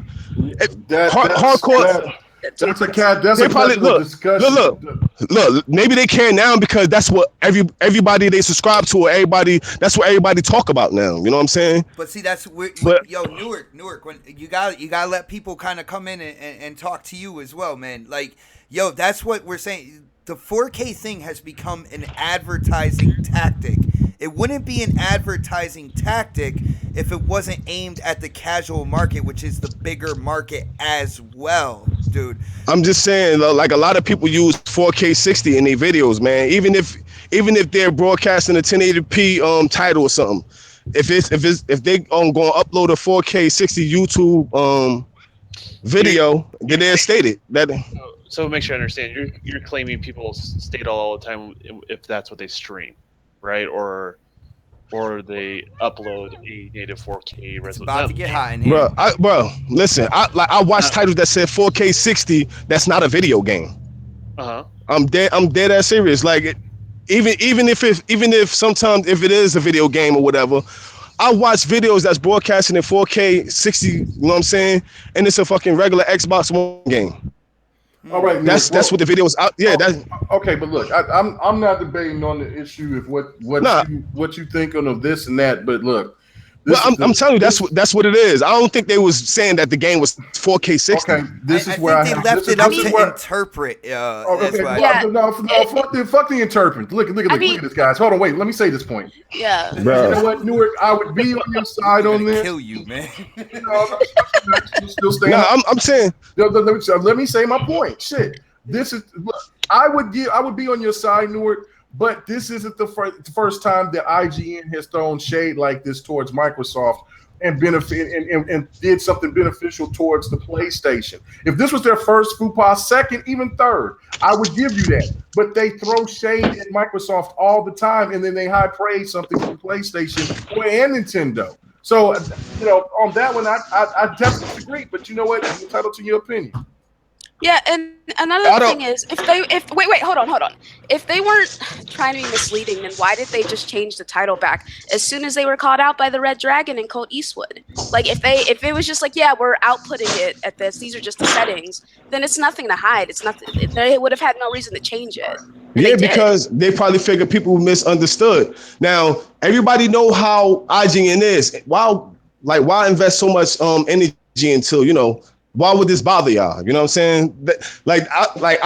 We understand how IGN is. People waste so much energy into figuring out why IGN do what they do. Maybe they changed it because people misunderstood the streaming. Maybe not. You know what I'm saying? But when I saw it myself, from immediately, that's what I took it as. I didn't take it that the game was running in. So you're gonna give them the benefit of the doubt. Basically, is your stance, right? I'm not sugarcoating. No, basically. That's what I got. You know what I'm saying? Yeah, that's fine. Like I didn't invest too much energy in trying to figure out, well, this, that, and the third. You know what I'm saying? If they did, they did. They didn't, they didn't. But that's the message I got. Because I watch a lot of videos, and a lot of videos say 4K 60. And then when you check it, it's streaming at 4K 60, even if they're showing Project Cars running on the Xbox One. You know what I'm saying? Now check this out, Newark, man. I appreciate your input, and I'm glad that you came in with this opinion as well, and just to let you know, we are having a discussion here, man. We're not just saying like, hey man, stop sounding like you scared of Newark, man. You better yo, man, he live close to me, man. Yo, he live close. I respect your opinion, but here's why you're wrong. Yeah, yo, I'm about to hang shit up real quick. Like, yo, with leaving it up for interpretation. Like, Newark, you got to admit, you're more hardcore than the majority of people that watch YouTube, and you go in and you will check the settings. Most people won't do that. So when you put in parentheses 4K 60 at the end of something, you're thinking that that is a 4K 60 game. And I think Sony is fine to leave it up to IGN is fine to leave it up to interpretation. And I feel like they did a little bit of a shady tactic there. Like Luca said, if it wasn't shady, they wouldn't have changed it afterwards. So I think, like, when you're talking about YouTube videos and stuff, you're talking about a wide range from just like personal YouTubers. I'm not sure if you're talking like the big gaming media out there with GameSpot like titling their stuff 4K 60 or anything like that. I don't see any of them just putting the parentheses and putting 4K 60 frames per second and like just saying like whoa no, that's what we're streaming the game at. So I see that as a little bit of shade. I think they should know better if they're gonna be one of the so-called leaders in the video game media industry. I do want to ask Snaps, Snaps, have you heard about this news? And what do you think about like IGN kind of labeling something 4K 60 frames per second, even though we damn well know that's not the case with that game? I honestly, I heard what you just said, but it's not registering because I was doing some work stuff and then I got lost. Hold on. Well, I know you love talking about resolution and frames per second, so. Yeah, maybe that's why I was lost, because I really fucking hate frames per second talk. That gets on my nerves, and everybody knows it. I don't even know what you guys are talking about with it's Crash Bandicoot. They came out with a 15-minute video of Crash Bandicoot. Now, Crash Bandicoot is known to be how wonderful it looks. Yeah, well, it's known to be checkerboard to upscale to 4K, and it's known to be 30 frames per second. But at the end of this video, IGN, and at the end of this title, they put in parentheses, they put 4K 60 frames per second. Now, Newark's arguing that, he's watched a lot of YouTube videos, streams, and stuff like that, and when the person making the video or doing the stream says 4K 60, that they're talking about what they're streaming the game at. And what I'm saying is most people aren't going to look into it like that, and they're going to say the game is 4K 60 frames. Yeah, they're going to assume that it's 4K, but I mean, are these people playing on a PC? Is that's what's going on? I believe it was the PlayStation. Oh, so I mean, I don't fucking know. Fuck this fucking frames per second bullshit. Right. I'm out. All right. She dropped the mic. She's out. Like, bye. Yo, Don, what do you think about this, man? I think it's fucked up. Yo, I am not gonna lie. Yo, I think that they put it out there deliberately like that for people to interpret what they interpret, and I think that they were hoping that people would interpret it as the game is native 4K 60 frames per second. It's not fair for me to judge. I'm not a big fan of IGN. Never have been in the last, say, 8 years, to be honest with you. And I've never been part of this, hey, let's boycott them or let's do this. It was a natural process. I just stopped going there because it wasn't very informative, right? And I really feel like, regardless if you take New York stance or you take Xbox stance on this, they're not being very informative in their, I think, their title. And if you read the room with where gaming is today, the last 4 years or 3 years is about native resolution, right? That's been in the talk of the town on every podcast, which is stupid. Yes, I hear you on that one too as well. But because of that, they picked a couple buzzwords. They titled their video, lures people in. And you can't like look at today's day there and say, I wonder how they may take this. They know a certain percentage of people are going to take it the way that people are reacting, and they also know some of the people are going to have New York's perspective, and they kind of have a bailout on that. But at the end of the day, it becomes not a trustworthy news site, right? Because you don't know what to expect or how to interpret what information they provide for you, Mm-hmm. and that's really a problem. Like, in it's a natural progress. They keep doing things like this, people are going to stop losing. They're going to lose their trust with them. Yeah. So they're just going to go to other locations, right? I mean, I don't know how many people on this panel. I mean, how many people here even go to IGN? Dude, I'll be honest with you. When they come out with certain things that like catch my eye, I will look into what they're saying. But I'm looking into it as somebody who feels responsible for bringing out the gaming news and making sure what they're saying is accurate. Now, that's what it's come down to for me. Like, But outside of this last issue, when's the last time you looked them up? The last time they lied about some shit. Probably. I'm subscribed to them, but that's just because I haven't unsubscribed from them. I saw the video before people pointed it out, and I was like, that's interesting, but I kept moving because I don't believe anything they say, really. I don't actually watch their videos. I'm just still subscribed to them because I've been too lazy to unsubscribe. So you don't go out of look. Yeah, go ahead. I'm subscribed to them on YouTube, and I'm gonna be honest, like their review of games is very valid to me. You know what I'm saying? So you like they are right to me. It's a lot of bias, but they are right to me. But I went through their videos and looked at their 4K videos, and they changed a lot of their 4K videos to capture it in 4K, like in parentheses or whatever. So they I guess the community had a lot to do with it, but they changed their wording up a lot on all their 4K videos. I mean, that's good. I mean, the transparency, but yeah, that's what I'm trying to say. No one's really kind of like speaking up, like, yeah, I mean, New York, you enjoy them, Luca, you occasionally look at them, but the point is, I think most people that even used to look at it on a regular basis look at them less and less today, right? And I think we look at them more to pick them apart at this point. So, how real relevant are they at this point? Like, I just don't. They keep doing stuff like this. People are going to stop going there, and it's going to be a natural progress. It's not out of spite or being upset because they did this one particular thing wrong. It's just like, well, I can't get accurate information from them. I'm going to go somewhere else, right? Or they don't relate to me as a gamer, so I'm going to go somewhere else.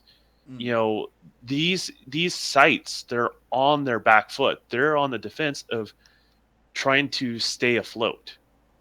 And and I've said this, I think 8 months ago. I really think one of the big 3 major media outlets is a house of cards. It's just going to come falling down on itself. And these sort of reactions, these sort of tactics, I think is just the fruits of that labor, generating interest in their site. People are not as interested in them as anymore, and it's just a matter of time till one of them or multiple of them fold under, or the real talented people will go independent, that sort of thing. So it's sad to see, because IGN has been a big part of my life long ago, but I haven't been able to find anything remotely worth of value there in a long time. Yeah, that's definitely true with me when it comes to IGN and Newark. That's not saying anything against what you say about their game reviews or whatnot, but I don't know, when it comes to the gaming news, they have just become, in my opinion, they have become completely untrustworthy, which is why I am really glad that people are now in kind of like masses going to different YouTubers for their information, knowing that these YouTubers are gamers, and they will say like it is, and they will get the information out as much as possible. The only thing that we don't have right now is kind of like that open door that developers have with IGN and stuff, where we get to see like stuff behind closed door gameplays and stuff like that. They're getting less and less of that, because a lot of studios don't trust the big media outlets a lot.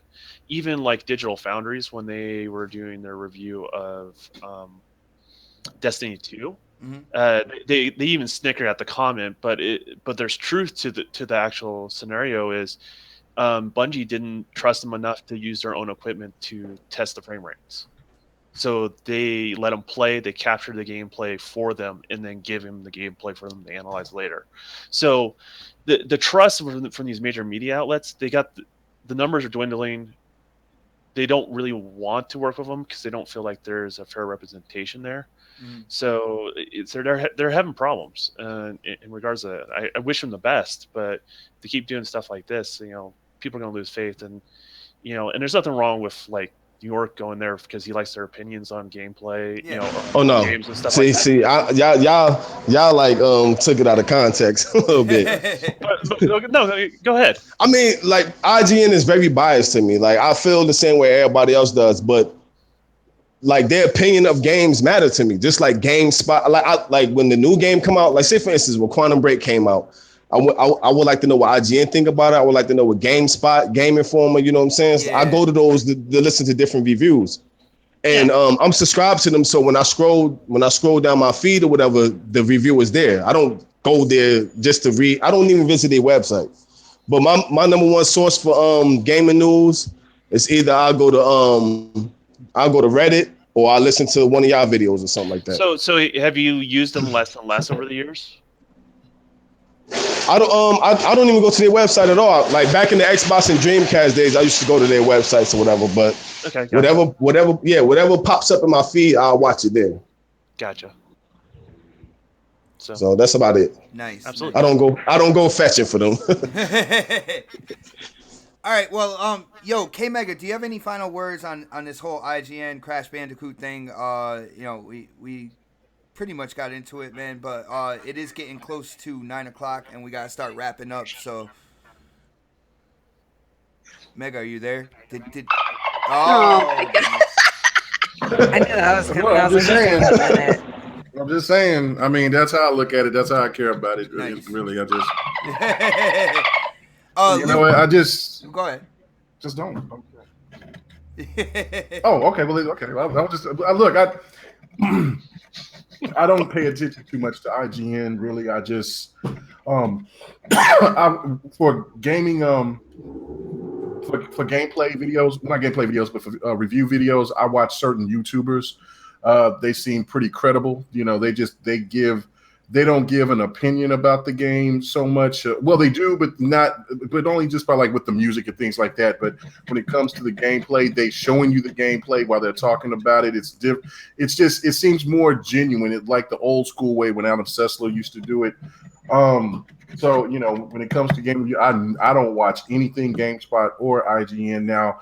Only time that I go to those sites is to watch trailers or during E3 when they're talking about when they have the reactions, and then I listen to what they say and then just go from there. Other than that, I don't even listen to like their daily fix or anything like that anymore. I used to be all over that to watch the Naomi Cow, but not anymore. I don't care. So I got you, man. I got you. Yo, Luca, any final thoughts on this whole IGN Crash Bandicoot thing before we kind of wrap everything up? Fake news? I'm just kidding. No, alternate facts. Alternate facts. No, I mean, I haven't taken them seriously for a long time, so I wasn't surprised when I saw it. I was like, oh, wow, I can't believe they would try to mislead their viewers like this. Shocking. Wow, I'm so surprised. Like, I'm not surprised, it is what it is. I don't expect anything from these bigger companies except for them to disappoint me. Aw, that sounds so sad. All right, well, Snaps doesn't even want to talk about frames per second and stuff, so yeah. Snaps, anything else? Frames per second. Why are you trying to skip over me? No, I was just gonna say I'm getting ready for your answer. I'm preparing myself. Any last words about IGN Crash Bandicoot 4K 60 frames per second? No, but Mr. Titan in the chat says, do you guys think Crackdown 3 will fail because it's coming out between Call of Duty World War II and Battlefront 2? I know it's completely off subject, but I'd rather talk about that than the other one. I don't think so because it's an exclusive, and those multiplats are so gonna sell. anticipated that it'll do well, but I just wanted to ask you guys to. I think the game will do okay. I think it'll have decent numbers. I don't think it's going to sell, overwhelmingly because you got the big boys coming out just less than a month later. But I think that it's going to where the traction will be is later on down the line when more people start playing and start showing and streaming the online aspect of it, and people start seeing the devastation and things like that, and then I think that's when it'll start gravitating in. I think it'll take maybe about 5-6 months before it really start kicking into gear. Awesome. Yo, Luca, what do you think? Do you think Crackdown will fail because it's got two big multiplats basically releasing around the same time? Not necessarily. I mean, since it's basically a launch title for the X, I think it'll do well just because people will want to pick it up to play it on their X, Yeah, that definitely makes sense. I'm a Crackdown fan. I know Crackdown is not going to do well, man. What? All right, go ahead, Newark. Will's prediction because Crackdown. Man, listen, man. It's coming. It's gonna do Dead Rising 4 numbers, man. Like a new franchise that's coming out to the new generation, which is not a new franchise to us. Xbox exclusives don't do well, man. Especially the new exclusives don't do well. They're not gonna buy it, man. I'm gonna buy it. I'm gonna buy it, but people were looking for. Hopefully, we see the the multiplayer destruction during the Gamescom, which might sell it, but. I'm sure it's going to be an amazing game, but nobody's going to buy it. Damn, man, Mr. Negative over here. Hey, the track record. Come on, look at the numbers of the exclusives that came out. Haven't done well at all. Yeah, well, he's entitled to his opinion of negative or positive. I know. Yep, and guess what? All my opinions come to pass. I'm telling you. Now, hopefully, it does well. I would love for it to do well, but people sit here and cry about exclusives on Xbox, but they don't buy the shits. They don't buy the exclusives for the Xbox. They don't. No, I see what you're saying, man. Like the Quantum Break situation and stuff like that. Sunset Overdrive numbers. It'll be a Games with Gold title around this time next year, man. Damn. Nah, that's a joke. But I was just like, man. That's too soon. But I'm sure it's going to be an amazing game, man. Hopefully the multiplayer kicks off, but I don't think this generation ready for that, man. We'll ready for Battlefield, but they're not ready for Crackdown with the same type of even more destruction. We talking about the Microsoft exclusive, man. I mean, I'm not rating the game as bad, but I'm just talking about the Xbox fan base will not support a Microsoft exclusive. They won't. Okay. Well, I mean, we'll see. I said it was going to do decent numbers. I said it wasn't going to sell extremely well. I said later on down the line for the fact that it will have because of the online aspect of it. That's I'm with you on that, Mega. But like in the beginning, it's not. Oh no! In the beginning, I know if somebody's saying that they're going to estimate and sell like 2 million right off the bat, then people are making just. It would get there, but it would get there, but it won't get there. It won't get there at launch. It will get there, but not at launch. Yeah, it'll eventually get there because I think, but that's the only selling point for. I know it has a story mode, but in all actuality, when you have games like Agents of Mayhem, and then you have there's a Fortnite and other little games like that, and Overwatch and stuff like that. Crackdown could be put in that category from the single player aspect, and it only is for a certain type of audience, to jump around and grab stuff. But the multiplayer is what's going to sell it, and that's why I say no. Not in the beginning, it's going to sell heavy numbers. So get ready for the fanboys to start talking that shit. And afterwards, once they start seeing that multiplayer, that's when I think that it'll sell. Well. If Aaron Greenberg does his job, the game will be all right. If that game get promoted. Like if we go back to the 360 days of promotion, so that's a positive. Yeah, definitely. If the promotion is there, the game is going to do probably more than what we all think it's going to do. Yo, Don, what do you think about Crackdown, man? Success, failure, multiplats coming out around the same time, man. What do you think? Well, I would like people not to judge games based on the first month of its success. Like realistically, the sales drop off dramatically after about 6 months. So you kind of have to look at the life span of any major game that's released, right? And look at it within that 6 months window and see how well they do. It's one of the reasons why you don't see advertising so early on, is because you lose your impact within that 6 month window, and what happens is you sell a bunch in the first 2 or 3 months, and you miss that opportunity of the other 3 months that follow afterwards. So I'm hoping it does well. Everyone has told me anything about Crackdown, tell me exactly what I wanted to hear. It plays like Crackdown 1, not like Crackdown 2, but enhanced essentially. We're going to have the multiplayer destruction. I have seen demos of it. It is mind-blowing. I am so disappointed that it's showing anything at E3 because I think that would have sold really everybody on it. I can't wait. At the end of the day, the guaranteed way to make the game sell is attach Halo 3 beta to it if you buy the game. Okay. No one got the Well, no, yeah. That's how the first one sold, because it didn't look like beta, right? Yeah, they put Halo on. They had that Halo demo. Oh, come on, that was a bad joke, but come on, he could have given me a little chuckle. That was foul. Yes, it was. Come on, man, let me hang it. No, man, no. Look.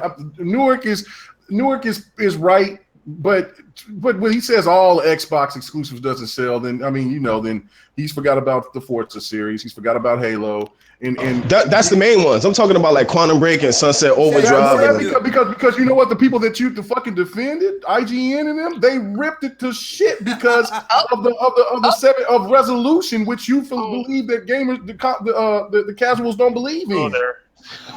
That's exactly what killed. I wouldn't call it defending. I probably misunderstood, but I didn't really dig into it that much. But that's what I got from it when I first. But like I said before, hopefully the game does well. Everybody talking about Xbox don't have no exclusives. We about to get some, and I can't wait for Crackdown, man. Like that's one of my most definitely. I buy mostly every. There might be maybe 5, 6.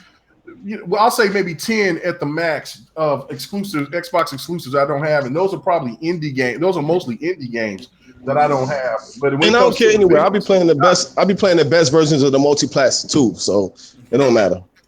But in all seriousness, it's going to be interesting to look at the way people are looking at Crackdown right now after Gamescom, because if they show the multiplayer at Gamescom, which is the rumor, right?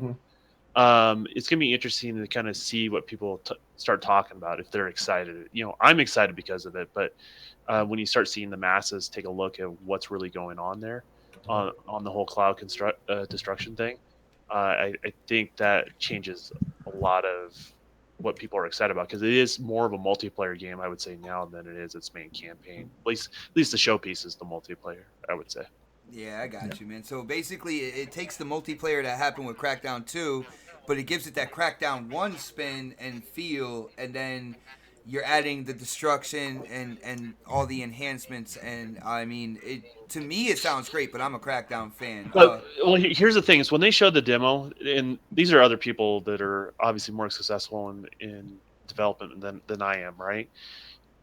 When their jaws drop, and they're very successful in their field, right? And their mind's blown. What is it going to be for the average public that sees that, right?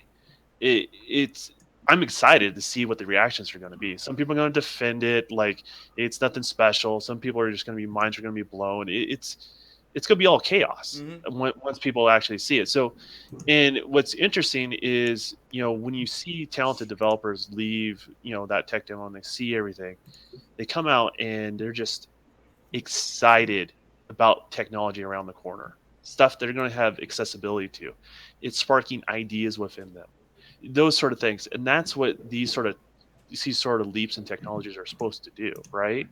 So I'm excited for it. I would say don't judge the book by its cover because all we've seen is the cover at this point, for the most part. And hopefully we True. get to see some of the meat and potatoes as far as everything after Gamescom. If we don't see it at Gamescom, I'm going to be a little bit concerned about the game, to be honest with you. So. Oh yeah, absolutely. I got you, man. Yo, oh snaps! I know you brought the subject up and you kind of like touched on it from a question from the chat or whatever. But do you have any kind of like in-depth thoughts about Crackdown being a success and whether or not you're hyped for it to come out this year? What's going on? I mean, when the game is here and it's in my hands, I might be a little more hype. I think it's gonna sell okay.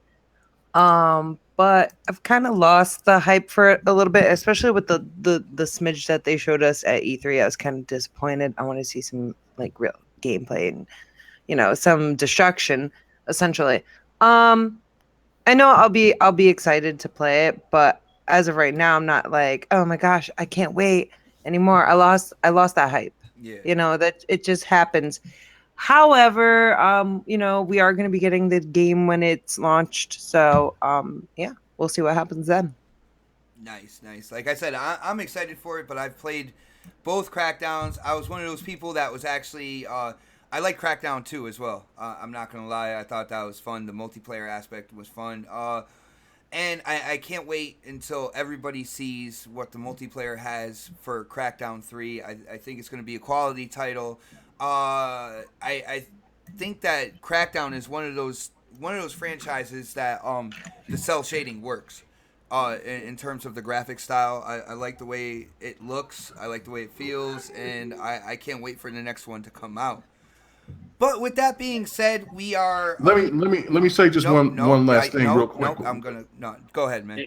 Oh no, I just wanted to say, let Xbox have their exclusives without people bitching and questioning them, because PlayStation comes out with their exclusives and some of those games are absolute piss water, but they continue to bring those games out because there's a fan base for them. So regardless if you feel that Crackdown is going to be a fail or anything like that, fuck it. You know what I'm saying? If it fails, it fails. But there's going to be an audience out there that enjoys that game. And that's another exclusive that Xbox has that PlayStation doesn't. And that makes that type of genre unique. That's all I got to say. Nice. I thought there was no exclusives anymore. Oh. Well, just saying. That is a subject for another show. Guys, we do have to wrap it up. And with the wrap-ups, just like a 40-year-old with a comb over, we got to get those plugs in. I would like to say, a huge, huge thank you to our special guest, the Ashen Luca. Yo, Luca, it was an absolute pleasure to have you on the show. I hope you, don't become a stranger, and you are welcome on the show whenever you want. But as usual, you got to get those plugs in. So why don't you let everybody know where they could get a hold of you, what certain podcasts or things you're doing right now. You know the deal. Yeah, I got you, bro.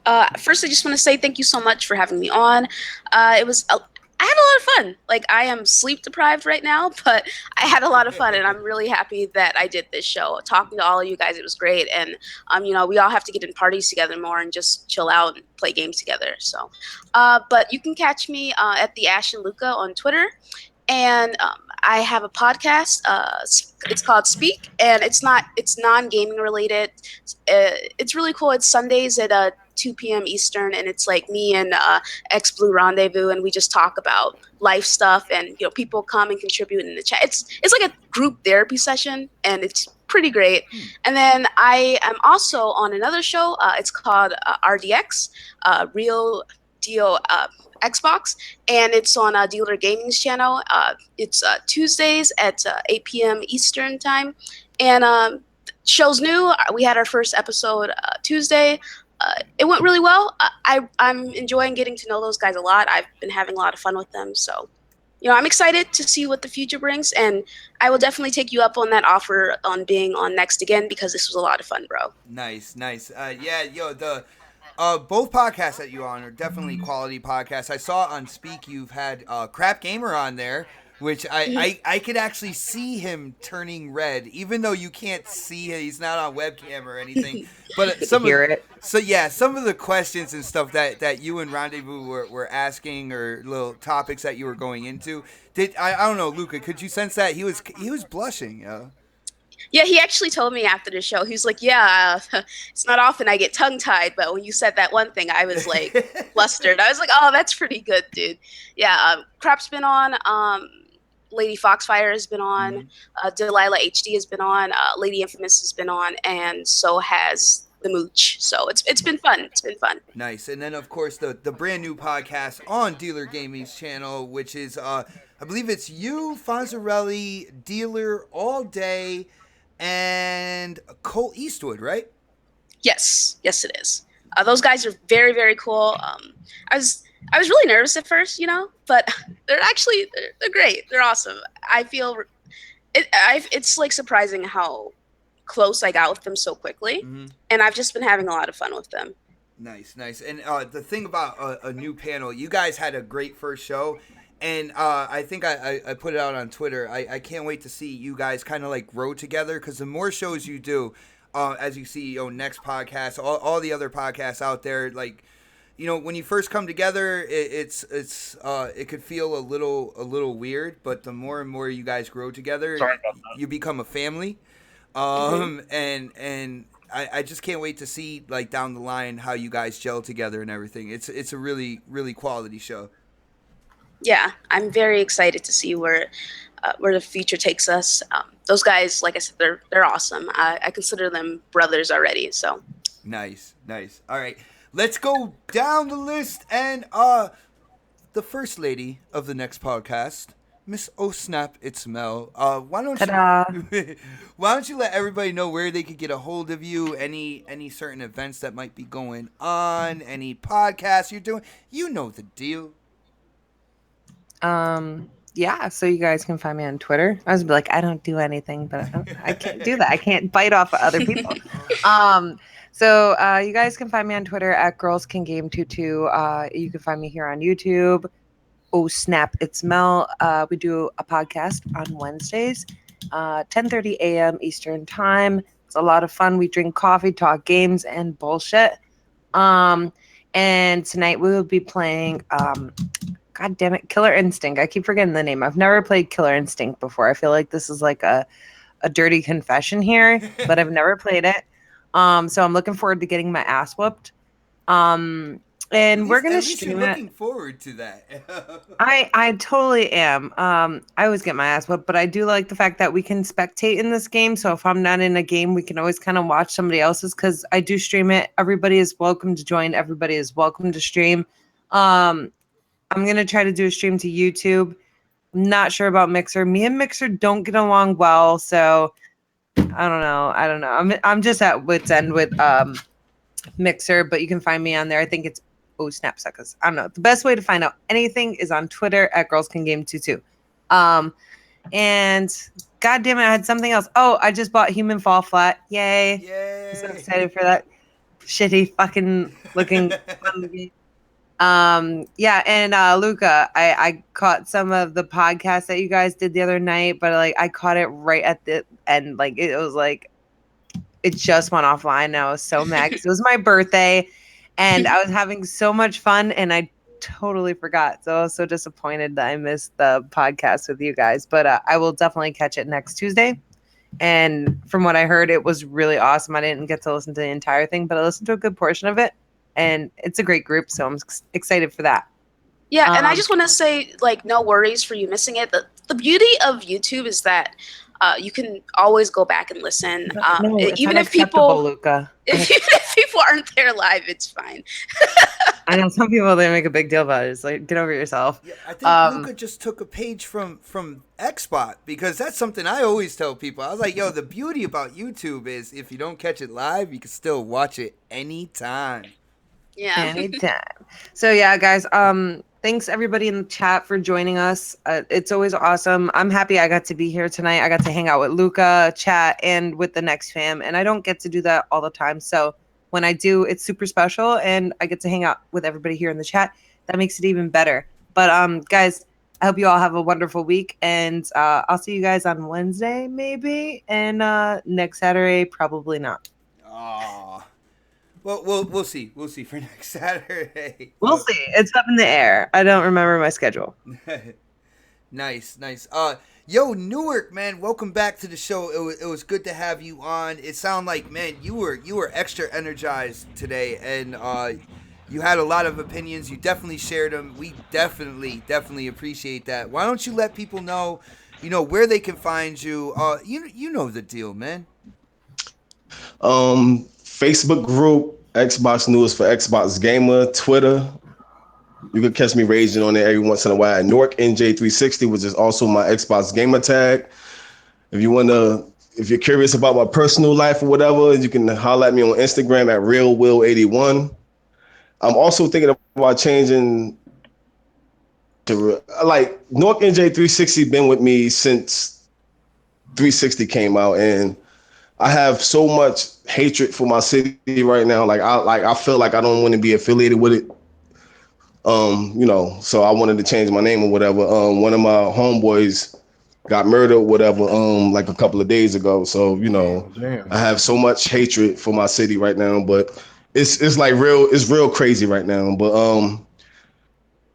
y'all can holler at me, you know what I'm saying? I'm usually still playing Breakout, man. And I'm dibbling dabbling in a couple of indies or whatever. The Xbox Game Pass, I still have like a month that I purchased with the Microsoft, but I got the code in my email, so when something come out that I feel like playing, I'll redeem it and hop on that. But other than that, I'm still on Halo, man. Everybody enjoy the 4th of July weekend and be safe. Nice, brother, man. And it was definitely good to have you back. I can't wait to hear what opinions you have for the topics we have next Saturday. I'm looking forward to it, man. No doubt, dude. Next on the list, Mr. L Mega. What's the L stand for, Mega?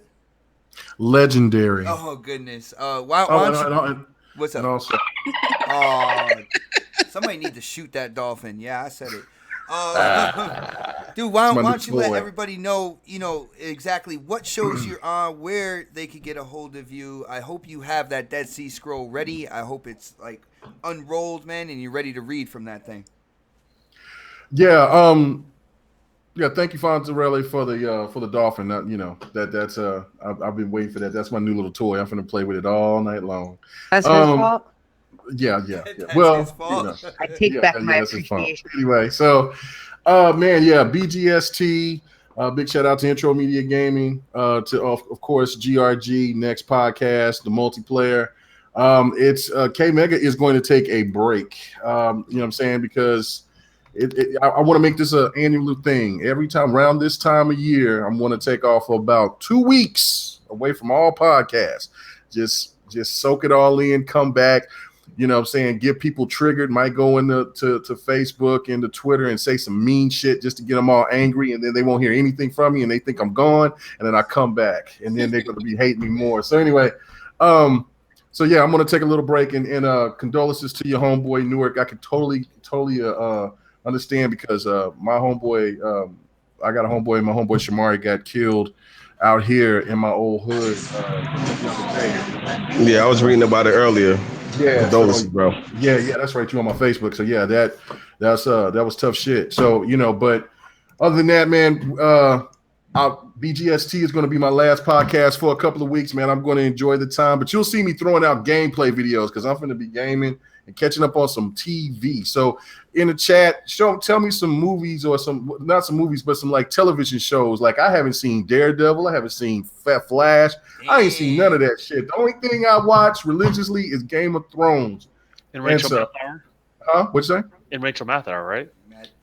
Rachel Maddow? Oh, it's Rachel Maddow. Yeah, politics, games, and sports.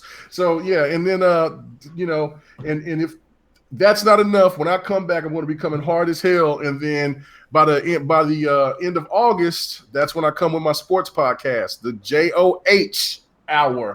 So get ready for that. Man. Sports. I cannot wait. And what that stands for. Yeah. What'd you say?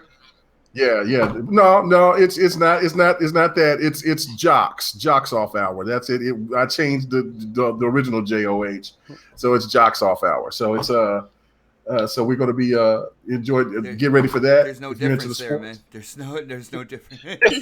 Jocks for sports jocks? Come on now, it's not the same thing. It's not the jack off hour. It's the look, JOH. Come on, man, it's still out. Stop when you can, Mike. You can't make it. Stop when you can, man. Stop it.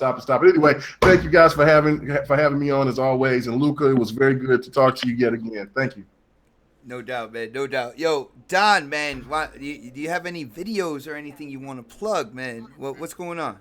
Well, I already got over the views that I was or more than I was hoping for, so I don't know if I really even need to plug it. But I will say I have a YouTube channel called Happy Little Polygons. I put an opinion piece up with Don's take on the term fanboy.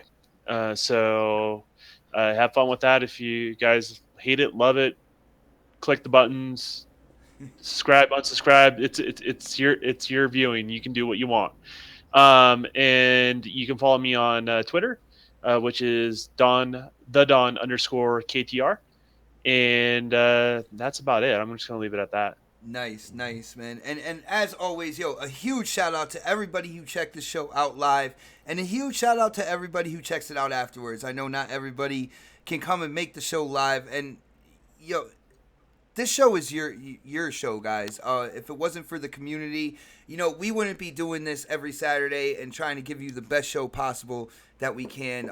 You give us the inspiration and the motivation to keep coming together every Saturday and to deliver an entertaining and informative gaming podcast. So thank you guys for all the support, all the inspiration as we continue to move forward with the next podcast. But it is Saturday night and the gamers got a game. I know people are itching to get the controllers in their hands. So as I always say at the end of every show, check you out next Saturday on the next podcast. Have a great weekend, guys. Later. Peace. God. Oh my gosh, K-Meg is one of those kids that have one of those toys in life.